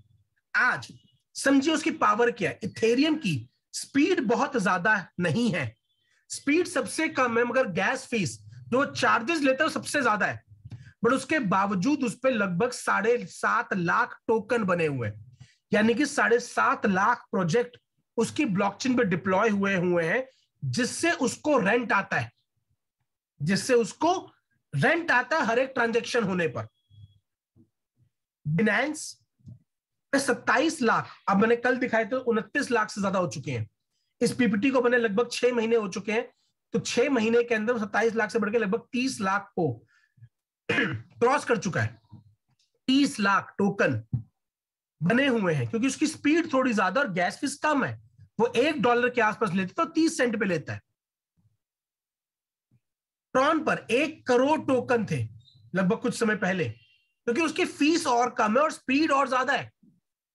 अब इसका मतलब क्या है कि जितनी स्पीड ज्यादा है और फीस कम है, उतने ज्यादा टोकन बन रहे हैं, क्योंकि कोई भी व्यक्ति उसी रास्ते से जाना पसंद करेगा जहां पे वक्त कम लगे और खर्चा भी कम आए। कॉमन सेंस है। अब हम बात करते हैं मीथर नेक्सराइज की पावर में। हमारे पास अगर केवल 1 लाख टोकन बने 2027 तक, जस्ट 1 लाख टोकन, और उस एक टोकन की कम्युनिटी 10,000 लोगों की हो, मुझे 1 लाख टोकन डिप्लॉय हुए हैं। ये मैं एक्सटर्नल कम्युनिटी की बात कर रहा हूं, अपनी कम्युनिटी नहीं। हमारी कम्युनिटी जो कर रही है। एक्सटर्नल कम्युनिटी के 1 लाख टोकन बने 5 सालों में, और 10,000 ये हर किसी की कम्युनिटी है, और वो आपस में दिन की केवल एक एक ट्रांजैक्शन कर रहे हैं। मैंने कॉइन इसको दिया, उसने इसको दिया, आपस में एक एक ट्रांजैक्शन हो रही है। तो माय डियर फ्रेंड, क्या आप जानते हैं एक दिन में कितनी ट्रांजैक्शंस होंगी? लगभग 100 करोड़ ट्रांजैक्शंस। 100 करोड़ ट्रांजैक्शंस एक दिन में होंगी, जिसकी फीस किसमें पे की जाएगी? एम कॉइन में पे की जाएगी। यानी कि एम कॉइन की डिमांड 7वें आसमान पर होगी, और वो जो होल्ड करके बैठा है वही बेचेगा। यानी कि 2027 तक आप दिन की 100 करोड़ ट्रांजैक्शंस की सप्लाई को भर रहे होंगे, और उस समय तक जो अपना कॉइन होल्ड करके बैठेगा वो मुंह मांगी कीमत पर अपना कॉइन सेल आउट कर रहा होगा। ये ताकत है मीटर नेक्सराइज की, ब्लॉकचेन की, स्पीड की। मगर उस वक्त को आने में, एक्सटर्नल कम्युनिटी को आने के लिए पहले इंटरनल कम्युनिटी की स्ट्रेंथ दिखनी जरूरी है। कोई भी रिश्ता उसी घर में जोड़ेगा जहां पर उसको दिखेगा कि इनमें आपस में यूनिटी है, तो मेरी बेटी को भी खुश रखेंगे। अब रोल आता है स्केलेबिलिटी। रोड मैप कंपनी ने शेयर कर रखा है कि 2022 में हम क्या करेंगे, 2023 में क्या करेंगे, 2024 में क्या करेंगे, 2025 में क्या करेंगे, 2026 में क्या करेंगे, 2027 में क्या करेंगे। आप जाके व्हाइट पेपर देख सकते हैं, इसका स्क्रीनशॉट लेके पढ़ सकते हैं। सबसे जो इंपॉर्टेंट रोल आ जाता है वो आ जाता है कम्युनिटी का। और वो कौन है my dear friend? You are the community. Community और कुछ नहीं है, कम्युनिटी का मतलब है कॉमन यूनिटी। जब हम कॉमन होकर एक यूनिटी पे मिलते हैं तो कम्युनिटी बनती है। कॉमन यूनिटी, जब एक मकसद के लिए हम साथ पे आके खड़े हो जाते हैं, एक मकसद के लिए जुनून के साथ हम साथ खड़े हो जाते हैं, that is community. And my dear friend, Warren Buffett कहते हैं कि यदि आप किसी चीज में 10 साल तक बने रहने के लिए तैयार नहीं है तो 10 मिनट के लिए भी उस काम को करने का एहसान मत कीजिए। If you are not willing to own a stock for 10 years, if you aren't willing to own a stock for 10 years, don't even think about owning it for 10 minutes. 10 minute भी उसको मत खरीदिए। फिर बहुत से लोग मुझे मिलते हैं, सर इतने में बेच दें, फलाने में बेच दें, ढिमकाने में बेच दें। अरे भाई पहले समझो तो सही, बेच के करोगे क्या? क्यों बेचना चाहते हो? When you should sell a coin? ये सवाल का मैं आपको आंसर दे रहा हूं, हर एक व्यक्ति के लिए अलग अलग होगा। कब? जब आपका गोल अचीव हो जाए। मान लीजिए आज आपने 10,000 रुपए एम कॉइन में इन्वेस्ट किए हुए हैं और आपको बढ़ के 15,000 के कॉइन मिले हुए हैं 150% पर। मैं सबसे बेसिक पैकेज की बात करके चल रहा हूं। 10,000 के आपने इन्वेस्ट किया था, 15,000 के आपको कॉइन मिल गए। अब आपका मकसद क्या है उससे? क्या 15,000 रुपए को 20,000 करके आपकी जिंदगी में कोई बहुत बड़ा अंतर आ जाएगा? The answer is no. कितने अमाउंट से आपकी जिंदगी में एक अंतर पड़ता है वो डिसाइड करो। जब आप हाईवे पे चढ़ते हो तो आपको पता होता है कि कौन से एग्जिट से बाहर निकलना है, उसी एग्जिट से बाहर निकलते हो। जब मैंने अपना पैसा इन्वेस्ट किया था तो बहुत क्लियर था कि भाई ये 1.5 लाख रुपए या तो 1.5 करोड़ बनेंगे या मैंने ये 1.5 लाख कभी जिंदगी में कमाया ही नहीं। सिंपल। बट आज वो टारगेट और बड़ा हो चुका है, बिकॉज मैं भी सिस्टम के साथ ग्रो कर रहा हूं। जैसे जैसे सिस्टम से मैं और सीखता जा रहा हूं, सिस्टम को और जानता जा रहा हूं, मेरा वो टारगेट अब और आगे का हो गया है। अब वो 1.5 करोड़ पे नहीं बचा, वो अब और आगे का हो गया है। आप तय करो, आपका ये पैसा समझो आपने डाल दिया, मिट्टी हो गया। आपको कब अपनी जिंदगी में कोई परिवर्तन आता है इस पैसे को निकाल के? अब अगर आपको 10,000 को 20,000 करके एक फोन लेके आपकी जिंदगी में परिवर्तन आता है, अब उस पे करो।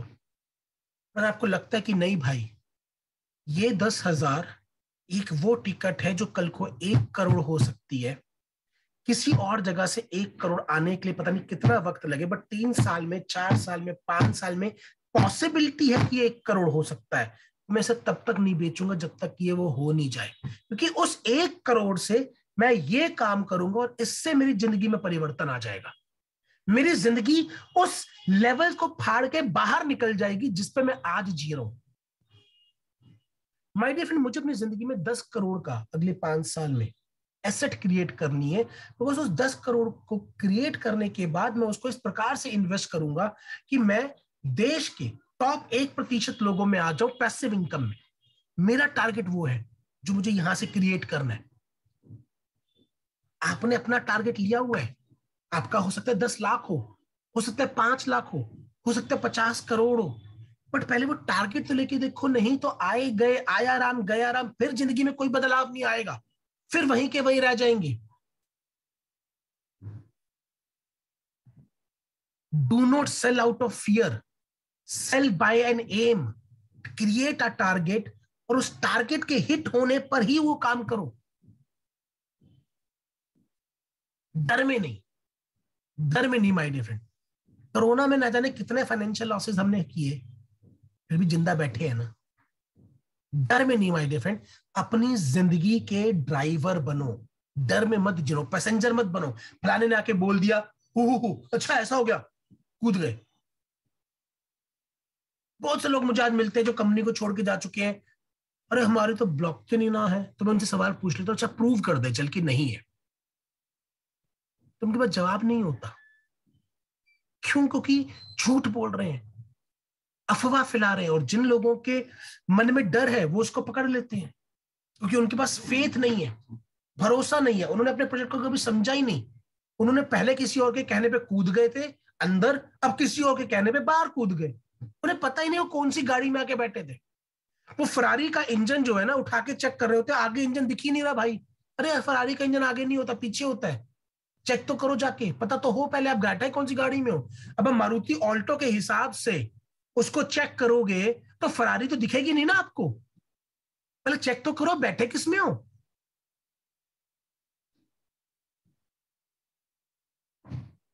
ऐसे ही लोगों के लिए बोला जाता है विनाश काले विपरीत बुद्धि, बेवकूफी। ये पता ही नहीं करना क्या था जिंदगी के।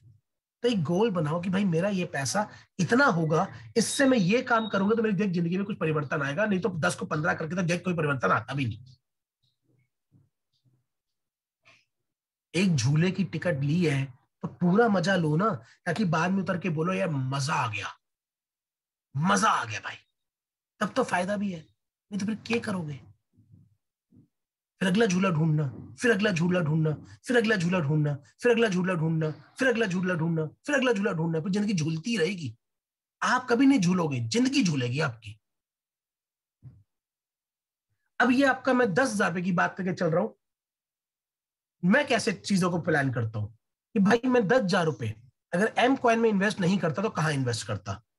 मैं करता सेविंग्स अकाउंट में रख लेता, मैं एफडी में रख लेता, मैं स्टॉक्स में लगा देता, मैं रियल एस्टेट में लगा देता, मैं म्यूचुअल फंड में लगा देता। यही ऑप्शंस थे मेरे पास। 10,000 रुपए तक रियल एस्टेट आता नहीं, पर भी मैंने मान लिया कि चलो 10,000 रुपए जमीन ही खरीद ली मैंने। तो ज्यादा से ज्यादा अगले 5 सालों में मेरा 10,000 25,000 होता, ज्यादा से ज्यादा। कि बहुत ही पॉजिटिव तुर्रम खां मेरी जिंदगी निकली तो मेरा 10,000 अगले 5 सालों में 25,000 रुपए पहुंच जाएगा ट्रेडिशनल ऑप्शंस में। तो मैं क्या मान के चलता हूं कि 25 से ऊपर कुछ भी आए तो पॉजिटिव है, क्योंकि बाकी जगह पे तो इससे ऊपर आना नहीं था। तो अगर 30 भी आ गया तो भी भाई इनसे तो बेहतर कमाया, 50 आ गया तो और बेहतर, 70 आ गया तो और बेहतर। क्योंकि इनसे मुझे पता है कि भाई अगर मैं इस रेस में नहीं दौड़ा तो बाकी कौन से प्लेटफॉर्म है मेरे पास, वो ये बचे हुए हैं। इन्हें मैं जितना मर्जी दौड़ लूं, इससे ऊपर के रिजल्ट तो आना नहीं मेरे पास। तो इससे ऊपर का कोई भी रिजल्ट मेरे लिए अच्छा है। और ये हम में से हर एक व्यक्ति जानता है जिसको 6 महीने भी हो गए हैं ना, मीथन ने 6 महीने मीथन एक्सरसाइज में इससे ऊपर के रिजल्ट्स दे दिए हैं हमारे। तो माय डियर फ्रेंड, अब यहां पर निकल मत आ जाओ, क्योंकि हमारे को हम अपने स्टैंडर्ड्स इनके हिसाब से सेट करते हैं तो इतना होते हैं भाग लेते हैं। नहीं, ये तो उसने भरोसा दिया है कि तू लॉन्ग टर्म तक मेरे साथ बना रहता है, रख सकता है। कि जो उन्होंने 5 साल में नहीं करता मैंने 5 महीने में कर दिया, तो सोच 5 साल में तेरी जिंदगी में क्या फर्क डाल सकता हूं। तो बना रहे। हम क्या कहते हैं, ओ बेटे जो इसने 5 साल में नहीं कर सकता था ये 5 महीने में कर दिया, बढ़िया है, भागो बाहर। नहीं, अब भाई ये तो मौका है, पकड़े रहो इसको। क्योंकि अगर आपका, मुझे नहीं पता आप एम कॉइन को कितने % ग्रोथ की एक्सपेक्ट करते हैं, पर मैं आपको एक छोटी सी गणना दिखाता हूं। आपका पैसा 10,000 2027 में कितना होगा अगर एम कॉइन आज आपने इन्वेस्ट करा है और आज से केवल 2 गुना हर साल बढ़े, मतलब दुगना, केवल दुगना हुए हर साल, तो अगले 5 सालों में कितना हो जाएगा? और दुगना तो हो सकता है ना, पीछे तो 10 गुना हुआ है, तो ये हो जाएगा माय डियर फ्रेंड 4,80,000 रुपए, 4,80,000 रुपीज। अगर आज आपने पैसा इन्वेस्ट करा और आपको 150% के क्वाइंस मिले और हर 5 सालों तक क्वाइन केवल अपने आप को रेट केवल डबल होता जाए, दुगना, फिर अगले बार दुगना, फिर दुगना, फिर दुगना, फिर दुगना, फिर दुगना, 5 सालों तक, ये बनता है 4,80,000 रुपए। यहां पे मैक्सिमम 25,000 था, यहां पे 4,80,000। मैं कहता हूं 48,000 भी हो गया, तब भी उससे तो डबल है, तब भी उससे डबल है। यानी कि अगर 0.2 की भी ग्रोथ हुई ना, 0.2 की भी, तब भी उससे डबल आएगा। 3 गुना अगर हर साल बढ़े, जस्ट 3 टाइम्स, पिछले 1 साल में तो 10 गुना बढ़ा है, सिर्फ 3 गुना बढ़े तो आपका यही पैसा हो जाएगा 36,45,000 रुपए। देख रहे हैं, केवल एक मल्टीपल बढ़ते कितना बड़ा फैक्टर हो गया। क्यों? क्योंकि मल्टीप्लीकेशन हो रही है, 2, 4, 8, 16, 32 पहुंचा, 3, 9, 27 जो हम नेटवर्किंग करते हैं। इसीलिए आप बिजनेस में भी जितनी विड्थ खोलेंगे उतना बड़ा बिजनेस आएगा। 3, 9, 27, 81, 243, इतना बड़ा फैक्टर 36,45,000 हो जाएगा अगर मात्र 3 गुना हर साल बढ़ता है, ओनली 3 टाइम्स। पिछले 1 साल में, 2 सालों में 20 गुना के आसपास ही ग्रोथ है। अंडरस्टैंड?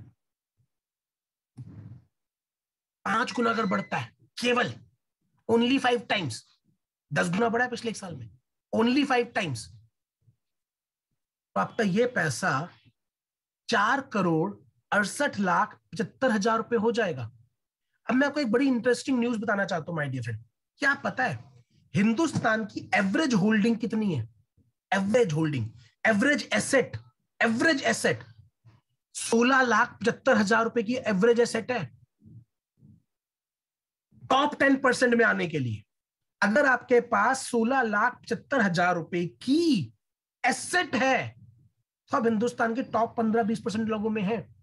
मैं 10% में एक बार दोबारा अगर चेक करूंगा, मैं 10 मिनट देखा था, मैं दोबारा चेक करूंगा, 16 लाख, यानी कि केवल अगर 3 गुना ग्रो करता है तो आप हिंदुस्तान के उस परसेंटेज में आ जाएंगे। मुझे पता है हमारे सपने बड़े हैं, 5 गुना अगर केवल बढ़ता है तो लगभग 5 CR की आपकी नेटवर्थ क्रिएट हो जाती है। 5 CR की नेटवर्थ क्रिएट होती है माय डियर फ्रेंड, 5 CR।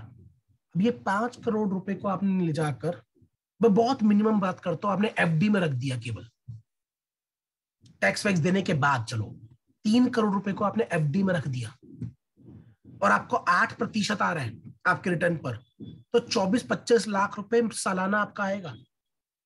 जिंदगी में काम करने की जरूरत नहीं पड़ेगी, बढ़ता ही जाएगा। ये बहुत नेगेटिव, बहुत कहते हैं ना नकारात्मक और बहुत वर्स्ट केस सिनेरियो बता रहा हूं आपको। अगर ये आप अपने 10,000 रुपए को 2027 तक शांति से छोड़ पाओ, तो सपना लेके चलो, तो भरोसा लेके चलो, तो एक एम लेके चलो, तो और अगर 10 गुना बढ़ा, 10 गुना हर बार 5 साल तक, जैसा पिछली बार से बढ़ता हुआ आ रहा है, जैसा होता हुआ आ रहा है, जानना चाहते हैं आपका पैसा कितना होगा? दिलों की धड़कनें थाम लो, क्योंकि बम फटने वाला है। आपका पैसा इतना होगा कि आप हिंदुस्तान के हर एक व्यक्ति को, आज की डेट में हर एक व्यक्ति को अपनी जेब से अगर एक रुपया भी दे दोगे ना हर एक आदमी को, तो भी आपकी जेब में पैसा बच जाएगा, वो भी लाखों में, क्योंकि आपका पैसा 150 करोड़ को क्रॉस कर चुका होगा। 150 CR इन 5 years, अगर केवल 10 गुना की ग्रोथ, यानी कि जो पिछले 2 साल से होता आ रहा है वही होता रहा, तो ये होगा, और इसके लिए सबसे बड़ी सपोर्ट किसकी चाहिए? आपकी। तो ये कंपनी अपने एंड पे जो टेक्नोलॉजी बनानी है वो तो बनाती रहेगी, केवल आपको साथ बने रहना है। केवल आपको, जब हम लोग जा रहे हैं जर्नी पर, तो आपको अपना जोश बनाए रखना है, आपको अपना भरोसा बनाया जाना है, एक कॉमन यूनिटी लेके चलनी है, एक कॉमन मिशन लेके चलना है। ये आपके और मेरे हाथ में है, कंपनी के हाथ में नहीं है। ये आपके और मेरे हाथ में है। इस बात को समझिए माय डियर फ्रेंड। और जो व्यक्ति 2027 तक होल्ड कर लेंगे तो वो 2027 में क्या बोल रहे होंगे ये समझिएगा। खुशी, इतनी खुशी मुझे आज तक नहीं हुई। अबे रख ये ले। इतनी खुशी आज तक नहीं हुई। ये खुशी क्या नाक से निकल? इतनी खुशी मुझे आज तक नहीं हुई है, ऐसा आप लोग बोलने वाले हैं। आगे चलते हैं my dear friend. Decide what you want in 2027। Government क्या कहती है? Government already crypto currency bill लेके आ चुकी है, उसको डिजिटल एसेट्स को क्लासिफाई कर दिया है। मैं कई बार से बता चुका हूं। एसेट किस लिए क्लासिफाई किया? क्योंकि गवर्नमेंट को पता है इस पे एक अच्छी इनकम कमाई जा सकती है, और 30% का टैक्स गवर्नमेंट लेगी। तभी मैंने 5 CR में से 30% का टैक्स माइनस करके आपको एसेट दिया था। अपना चौड़े में वाइट में रख के बैठना, कोई डंकी की चोट पे कुछ नहीं कर सकता। हाँ, अब नहीं देना चाहो तो उसके रास्ते आप देखना, मैं तो देख के टैक्स में वाइट में चौड़े में होकर बैठूंगा।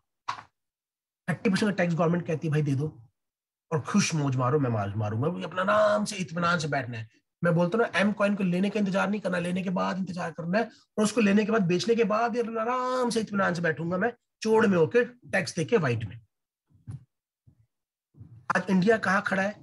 हिंदुस्तान के 7% लोग क्रिप्टो करेंसी ओन करते हैं, केवल 7% लोग, और वो दुनिया का 7वां सबसे बड़ा देश है। तो अगर मैं वर्ल्ड ओवर की बात करूं तो 2% से ज्यादा, अगर टोटल एवरेज की बात करूं, 2% से ऊपर लोग टोटल पॉपुलेशन में लेकर नहीं बैठे हुए। आज क्रिप्टो करेंसी मार्केट बहुत तेजी से 40% से लगातार ग्रो कर रही है। आज लोग गोल्ड को छोड़कर क्रिप्टो में इन्वेस्ट करना चाह रहे हैं। इकोनॉमिक टाइम्स का न्यूज है, मैंने नीचे सोर्स कोड भी दे रखा है, कोई व्यक्ति चाहे तो मुझसे ले सकता है। क्रिप्टो करेंसी प्लेटफॉर्म लगातार लोगों को हायर कर रहे हैं, बिकॉज टेक्नोलॉजी ग्रो कर रही है, टेक्नोलॉजी की डिमांड ग्रो कर रही है, तो उनको वो प्रोफेशनल्स भी चाहिए जो इस टेक्नोलॉजी को डेवलप करने में हेल्प करें। माय डियर फ्रेंड, $13 ट्रिलियन कमाया जाना है। यहां पे कितना होता है? ये होते हैं 8 करोड़, ये $1 मिलियन है। अगर आप डेली का 1 लाख रुपए खर्च करेंगे तो 2 साल और कुछ महीने लगेंगे आपको इस पैसे को खर्च करने में। ये होता है 8,000 करोड़, ये $1 बिलियन है। डेली का अगर 1 लाख रुपए खर्च किया जाए तो 2191 साल लगेंगे इसको खर्च करने में।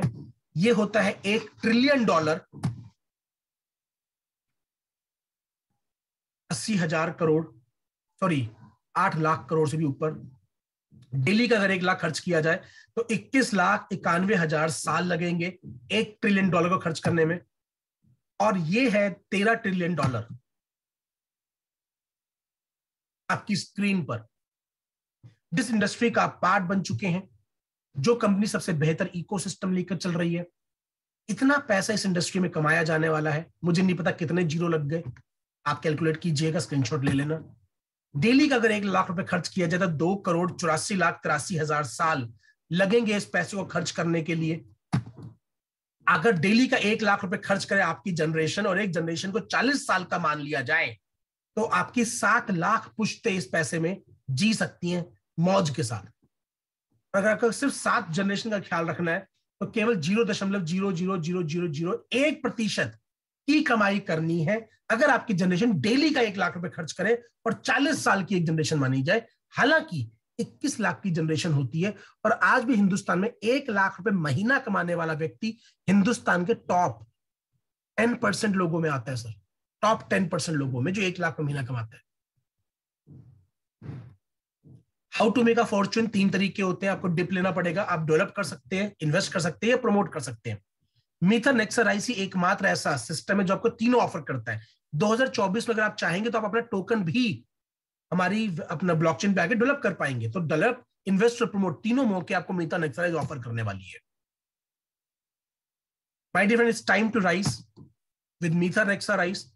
आपने मेरी बातचीत को तो ध्यान से सुना, उसके लिए बहुत बहुत धन्यवाद। आई होप मैं आज आपकी कुछ बातें को क्लियर कर पाया हूँगा। अब अगले 10 से 15 मिनट के लिए हम क्वेश्चन आंसर सेशन को ओपन करते हैं। इस जो हमने आज बातचीत करी है इससे जुड़ा हुआ अगर आपका कोई सवाल है तो आप डेफिनेटली अपना हैंड रेज करके पूछ सकते हैं। कोई और सवाल है तो मैंने आपको लास्ट टाइम में भी एक ईमेल आईडी बताई थी, टेक्नोमीटर करके, आप उसके ऊपर जाके technometer@gmail.com आप उसके ऊपर मेल कर सकते हैं और आप इसके कमेंट बॉक्स में जाके बता सकते हैं कि अगर आपको किसी और चीज पे ट्रेनिंग चाहिए तो वो ट्रेनिंग भी हम आप तक लेकर आएंगे। आई होप आपकी ट्रेनिंग ने कुछ ना कुछ वैल्यू आपको ऐड किया होगा। तो मैं आपको 2 पार्टिसिपेंट ने यहाँ पे हैंड रेज किया है जितना मैं देख पा रहा हूँ। साजवन सर, अगर आपके लिए पॉसिबिलिटी सर उनको एक बार मैनेज करने के लिए अगर आप उनको अनम्यूट कर सकते हैं। विजय मोहन जी ने सबसे पहले, अगले 2 से 3 मिनट में जो लोग हैंड रेज कर लेंगे केवल उन्हीं के सवाल अपन लोग यहाँ पे लेंगे, क्योंकि नहीं तो बाद में बढ़ते रहते हैं और चीजें छूटती रहती हैं। तो हरमन यूपी जी तक मैंने ले चुका हूँ सवाल। मैं यहाँ पे सर आपको अनम्यूट करता हूँ, 1 second, just give me a moment. सबसे पहले विजय मोहन जी। जी विजय मोहन जी सर, मैंने आपको अनम्यूट करने की रिक्वेस्ट भेजी है सर। हेलो जी विजय जी, सवाल पूछिए सर। सर, जो मेरा एक सवाल था, जैसे हमारी वीक लोड की सप्लाई है सर। क्या सर? जी, तो अगर हम 5 लाख की ज्वाइनिंग अब तक हो चुकी होगी, ज्यादा ही हो चुकी वैसे तो सर वो सिर्फ 400 कॉइन आता है एक के। तो यहाँ तो जो हमारे जो लोग हैं, किसी के पास 10,000 कॉइन, किसी के पास 20,000, किसी के 50,000 है जी। तो सर वो कैसे वो फिर ये कंपनी प्रोवाइड करेगी सबको? अगर 5 लाख हो तो 400 से ज्यादा कॉइन आ नहीं सकते 20 करोड़ की सप्लाई में। सर देखिए, जैसे जैसे कॉइन का रेट बढ़ता जाएगा वैसे वैसे सप्लाई कम होती जाएगी। एक टाइम था जब 10,000 के अंदर 2,000 कॉइन आया करते थे, आज वो कॉइन 200 या 250 आ रहे हैं। जब $10 का एक कॉइन होगा तब उतने और कम हो जाएंगे। दूसरी चीज, मार्केट जो है वो सर्कुलेट होती रहती है। कंपनी आपसे आईडी पर भी दोबारा रीबाय कर रही है, यानी कि जो सर्कुलेशन में आए हैं वो कंपनी के पास दोबारा भी पहुंच रहे हैं। ये ठीक उसी प्रकार चलता है माय डियर फ्रेंड, जैसे इथेरियम की आज एक लिमिटेड सप्लाई है, उसके बाद भी खरीद फरोख्त हो रही है। बिटकॉइन हर बार 4 साल बाद हाफिंग हो जाती है, केवल 21 लाख की सप्लाई है, तब भी वो अभी तक आ ही रहे हैं, क्योंकि उसके अकॉर्डिंगली ही रेट चीजें होती रहती है और उसी के अकॉर्डिंगली जो मार्केट में जाना है और उसका वापस आना है वो चलता रहता है। तो ये चीज कंटिन्यू रहेगी, उसकी आप चिंता ना करें। Okay, thank you sir. अगला जो मैं सवाल ले रहा हूं, रवि जी हैं सर, JD018, मुझे समझ नहीं आता, T1 रवि, उसको मैं अनम्यूट कर रहा हूं सर।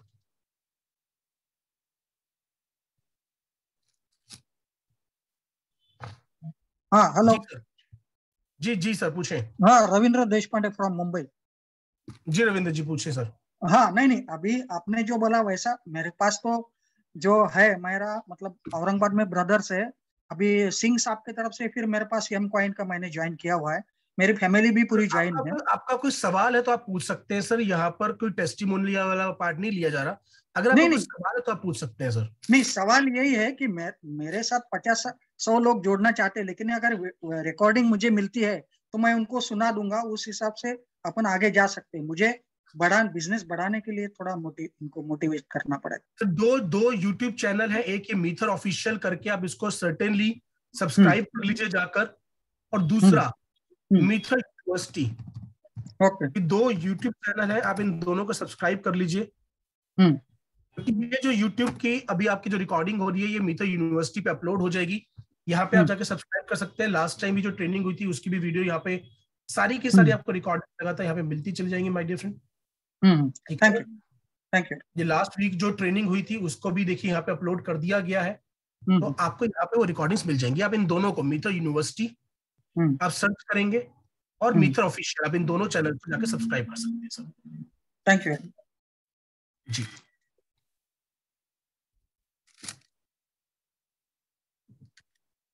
ये 2 चैनल्स मैंने आपको दिखाए, अगर आपको नहीं है मैं एक बार दोबारा दिखा देता हूँ। यूट्यूब के ऊपर आप जाके सर्च करेंगे मीथर यूनिवर्सिटी, ये चैनल ओपन हो जाएगा। इसके ऊपर आप देख पा रहे होंगे जो लास्ट वीक ट्रेनिंग हुई थी, नीव IBI ट्रेनिंग, वो ऑलरेडी अपलोड हो चुकी है। ये वाली भी ट्रेनिंग आपका विद इन 48 आवर्स अपलोड हो चुकी होगी। दूसरा मीथर ऑफिशियल, आप सर्च करेंगे तो ये वाला चैनल ओपन हो जाएगा।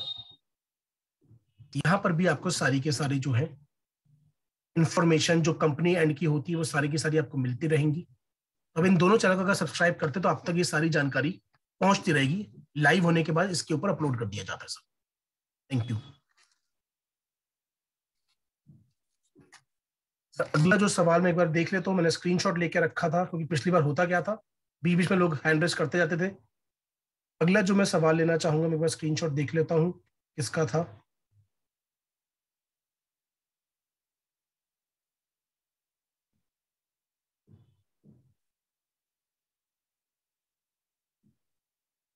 सौरभ कुमार जी सर। सौरभ कुमार जी सर, मैं आपको हैंड रिक्वेस्ट शेयर करता हूं ओपन करने की। Just give me a moment.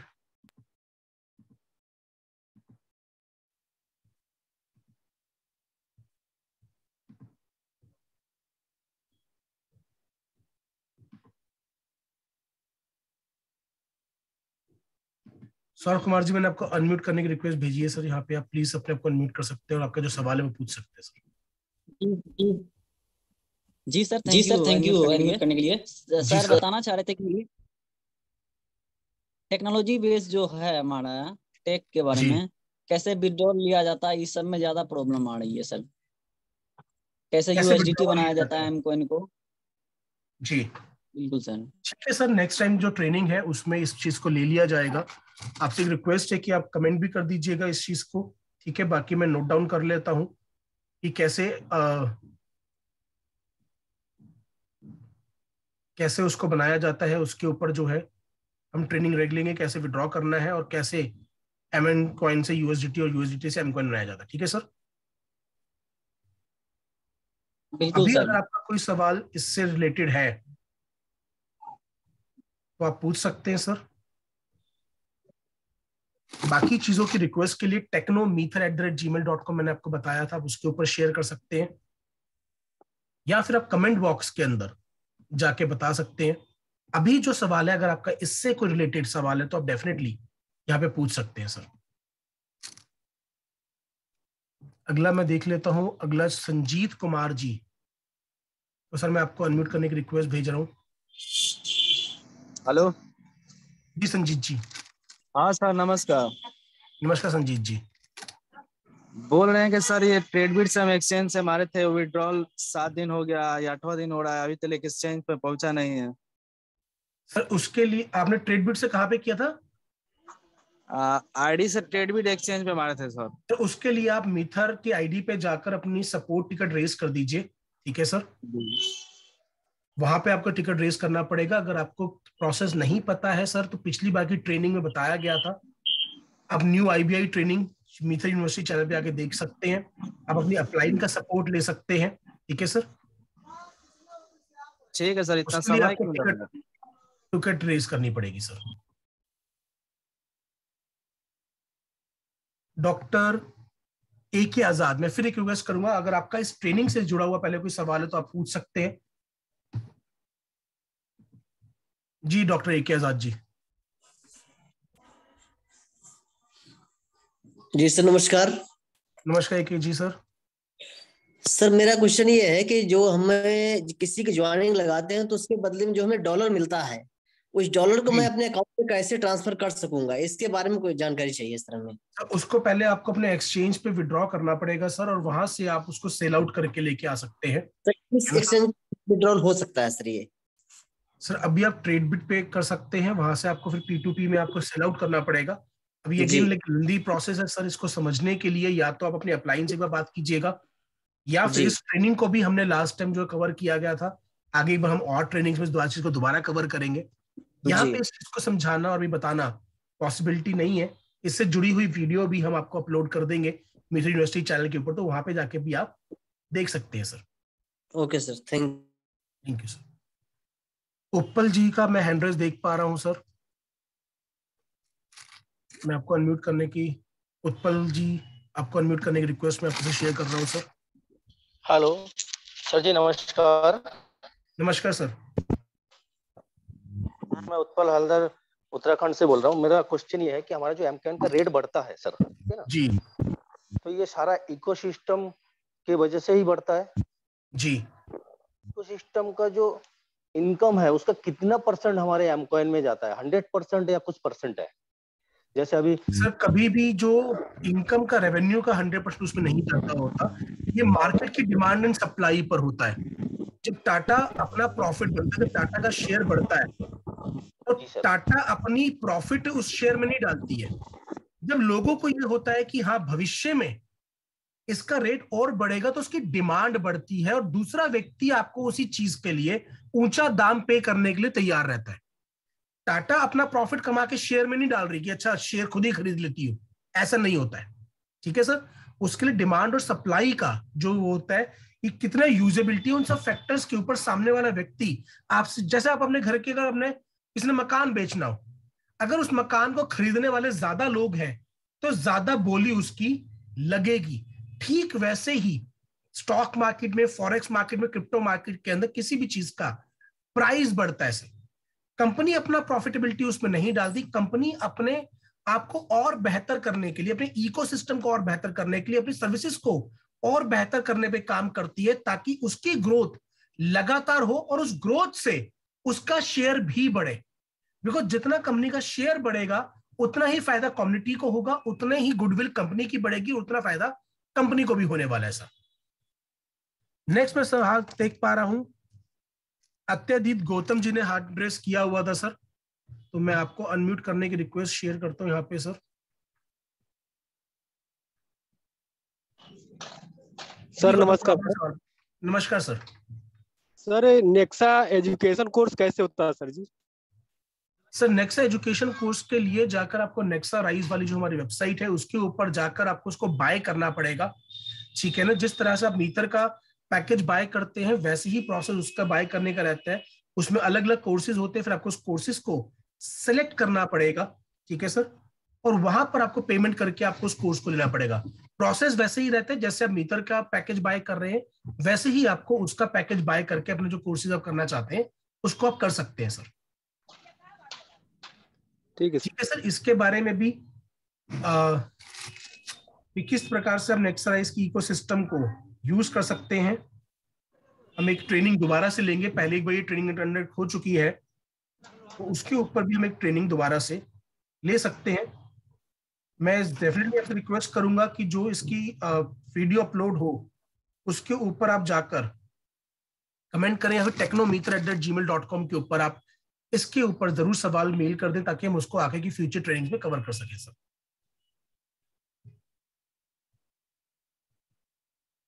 अगला मैं एयाज अंसारी जी का सर सवाल ले रहा हूं। हम 5 मिनट ये और सवाल लेंगे क्योंकि पहले 9 लोगों में एयाज जी का भी नाम नहीं था, बट ठीक है अभी थोड़ा सा वक्त है तो उनका नाम ले सका, क्वेश्चन ले सकते हैं। जी एयाज जी। हाँ sir, good morning sir. Sir मैं ये पूछना चाहता हूँ कि अपन अपना एमकॉइन को हार्ट बीट में कैसे ट्रांसफर करते हैं, कैसे करेंगे हार्ट बीट पे? सर उसका एक लेंदी प्रोसेस है, उसको पहले आपको अपनी अप्लायंस से समझना पड़ेगा। ऐसे मैं फोन बैठे बैठे बातचीत के दौर में उसको नहीं बता सकता। उसका एक बार ट्रेनिंग हुआ था, ठीक है, मैं कोशिश करूंगा उसका लिंक आप तक चैनल के जरिए पहुंच जाए। नहीं तो हम अगेन उसको एक नए उस पर लेंगे कि किस तरह से उस कॉइन ट्रांसफर वगैरह होते हैं, बट वो अभी मुंह जुबानी मुझे लिए समझाना बहुत ज्यादा मुश्किल है। उसको पूरा जो है एक बार आपको प्रोसेस को समझाना पड़ेगा, how to transfer coins. Yes sir. तो सर इसका कोई फिजिकल ट्रेनिंग नहीं हो रही है क्या सर?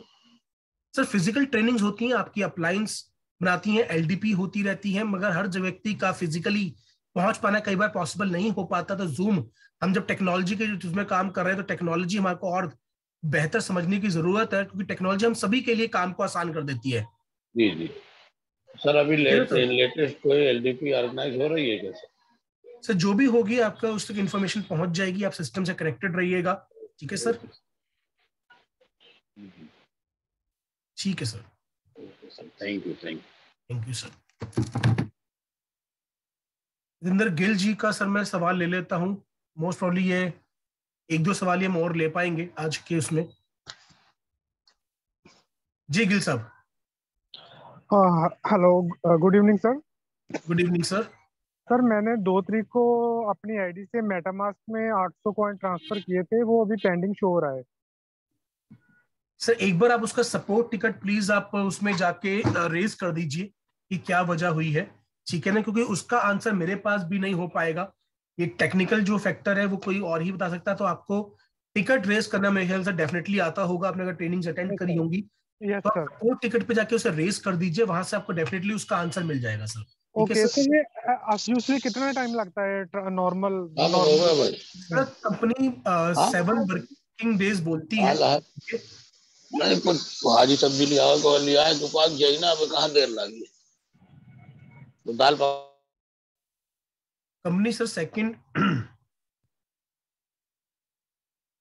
कंपनी जो है वो 7 वर्किंग डेज बोलती है सर, वो आ जाना चाहिए, नहीं तो फिर भी आप टिकट जो है उसको रेज कर दीजिए सर। ठीक है गिल साहब, अगले सवाल पे चलते हैं। रफीकुल अहमद जी का ये सवाल है, उनको मैं अनम्यूट करने की रिक्वेस्ट भेज रहा हूं।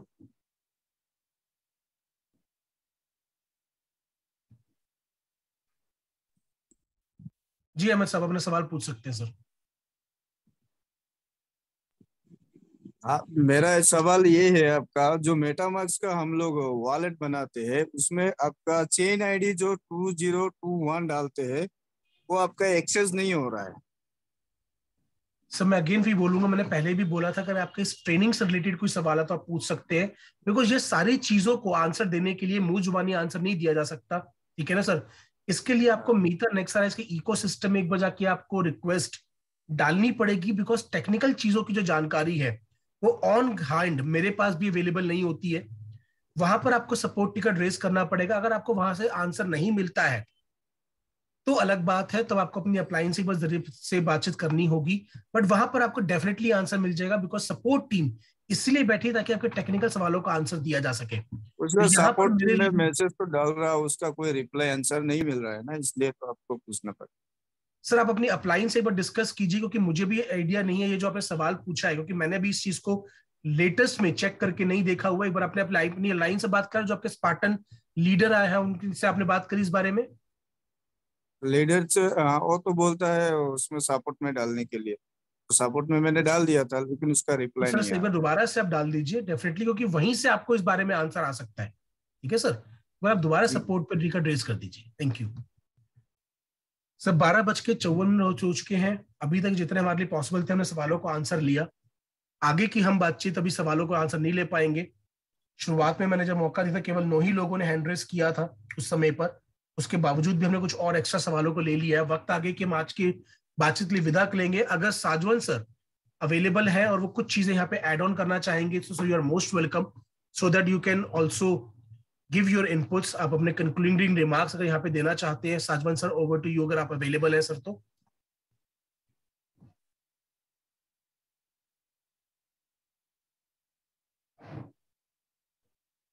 मेरी आवाज, थैंक यू सो मच। मैं यहीं पे हूँ, मेरा एक्चुअली शायद टेक्निकल इशू था।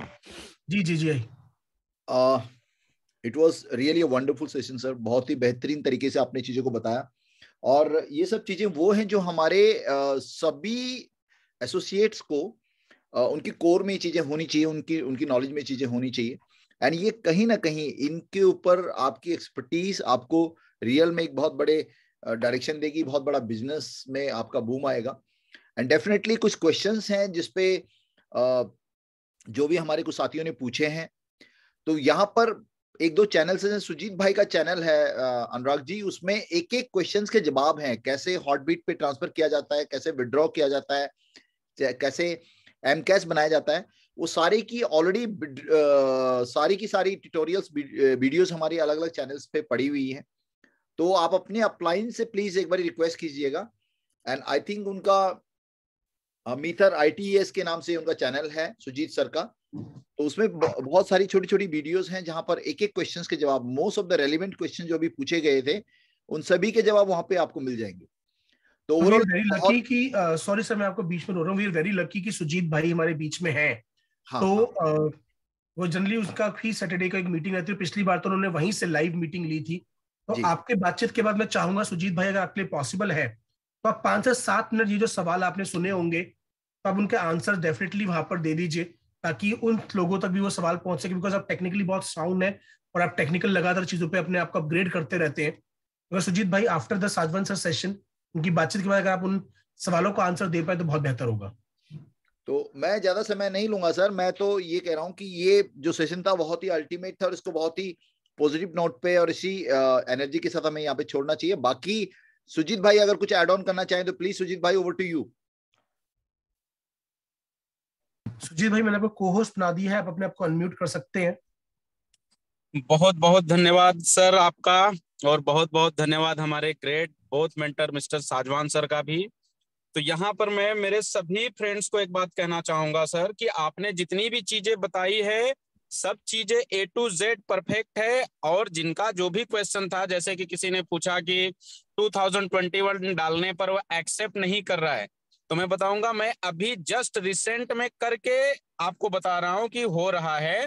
और यदि आपको क्लियर नहीं हो रहा होगा तो हम एक नेक्स्ट जूम कॉल वापस से कर लेंगे, तो आपको प्रैक्टिकल दिखा देंगे। और वैसे ऑलरेडी ITES कंसल्टेंट्स के ऊपर गुरुजी जितने भी सवाल हैं वो उससे कहीं ज्यादा पड़े हुए हैं उसके ऊपर, तो उसमें कोई जो भी क्वेश्चंस है सबके सब आंसर उसके ऊपर डले हुए हैं। और किसी को पर्सनल वीडियो चाहिए तो वो भी मैं भेज सकता हूं, उसमें कोई टेंशन वाली बात नहीं है। और जिसके विड्रॉल्स हैं और जिनको पेंडिंग दिखा रहा है, माय डियर फ्रेंड्स, जो आपका पेंडिंग दिखा रहा तो सीधी सी बात है, कंपनी से प्रोसेस नहीं हुआ है। यदि प्रोसेस्ड हो चुका है और आपको रिसीव नहीं हुआ है तो आप उस एड्रेस को कॉपी करिए। यदि आपने M20 के ब्लॉकचेन से लिया तो वहां पर जाके एड्रेस को पेस्ट करिए, सर्च करिए, आपको दिख जाएगा। और यदि आपको नहीं भी दिख रहा है तो आप वहां पर जाके इंपोर्ट करिए। आप एड्रेस को कनेक्ट करके RPC को कनेक्ट करके आप इंपोर्ट करेंगे तो भी आपका कॉइन आपके वॉलेट में क्रेडिट हो जाता है। और ये सारी की सारी चीजें मैंने ऑलरेडी करके दिखा रखी है, बता रखी है। और फिर भी जरूरत पड़ेगी तो हम सब लोग गुरुजी कल नहीं तो परसों के दिन पे दोपहर परसों के दिन पे 10 बजे के आसपास फिर से एक रखते हैं मंडे के दिन पे, उसमें जिसका जो भी रहेगा डिसाइड कर लेंगे उसके अंदर, मंडे या ट्यूसडे जब भी पॉसिबिलिटी होगी तो हम अपना चैनल का लिंक अगर आप उसमें शेयर करना चाहें तो शेयर कर दीजिए, सो दैट लोग सब्सक्राइब कर लें उसमें और वो सारी वीडियोस को, बिकॉज बहुत सारी वीडियोस ऐसी हैं, मैंने उस चैनल को देखा है और मेरे को लगता है कि बहुत ही वो इन्फॉर्मेटिव वीडियोस हैं जो आपने प्रैक्टिकली उसमें दिखा रखा है एक एक चीज को जी। तो एक बार ऑलमोस्ट सभी के पास वो है सर, वो चैनल का लिंक है। और जिनके पास नहीं रहेगा तो आप अपने अपलाइन को कांटेक्ट करेंगे तो आपको मिल जाएगा सर। ITES कंसल्टेंट्स आप डायरेक्टली यूट्यूब पे भी डालेंगे तो भी मिल जाएगा। आप लोगों की स्क्रीन पे नजर आ रहा है, इसको एक बार ऊपर अनुराग जी एक बार ऊपर दिखा दीजिए। ये सुजीत भाई ITES कंसल्टेंट्स के नाम से है, एंड थोड़ा सा और ऊपर लाइएगा, वो उसका लोगो ये, हाँ ये दिख रहा है यहाँ पे। ये सुजीत भाई और ताहिर भाई की फोटो भी लगी हुई है इसकी पहचान के तौर पे। तो इसको आप इस चैनल्स को आप देखेंगे तो बहुत सारे LDPs और जो हमारी BOPs हुई हैं, जो हमारी पर्सनल ट्रेनिंग सेशंस हुए हैं, उनकी सारी रिकॉर्डिंग यहाँ पे आपको मिल जाएगी जी। बहुत हेल्पफुल रहेगा सर, थैंक यू। तो यहाँ पर ऑलमोस्ट सभी चीजें परफेक्ट है गुरुदेव, कोई टेंशन वाली बात नहीं है। बाकी किसी का कुछ रहेगा तो हम सब पर्सनल मिलके पर्सनल बात करके कंप्लीट कर लेंगे सर। तो बेटर रहेगा कि फिर आज के सेशन को हम यहाँ पे कंप्लीट करें, बाकी फिर कुछ रहेगा तो हम नेक्स्ट सेशन में कंप्लीट करते हैं सर उसको। ओके दोस्तों, इसकी रिकॉर्डिंग बहुत जल्द आपके पास अवेलेबल हो जाएगी और बाकी आपके सवालों को कुछ के आंसर मिल गए, कुछ के हम आगे ट्रेनिंग्स में कवर करेंगे। आप सभी लोगों ने यहाँ पे इतना साथ दिया उसके लिए बहुत बहुत धन्यवाद, कंग्रेचुलेशंस, बिकॉज आप सभी लोग कर रहे हैं तैयारी जीत की ताकि हम लिख सकें कहानी जीत की। Thank you very much. Thank you so much, thank you so much.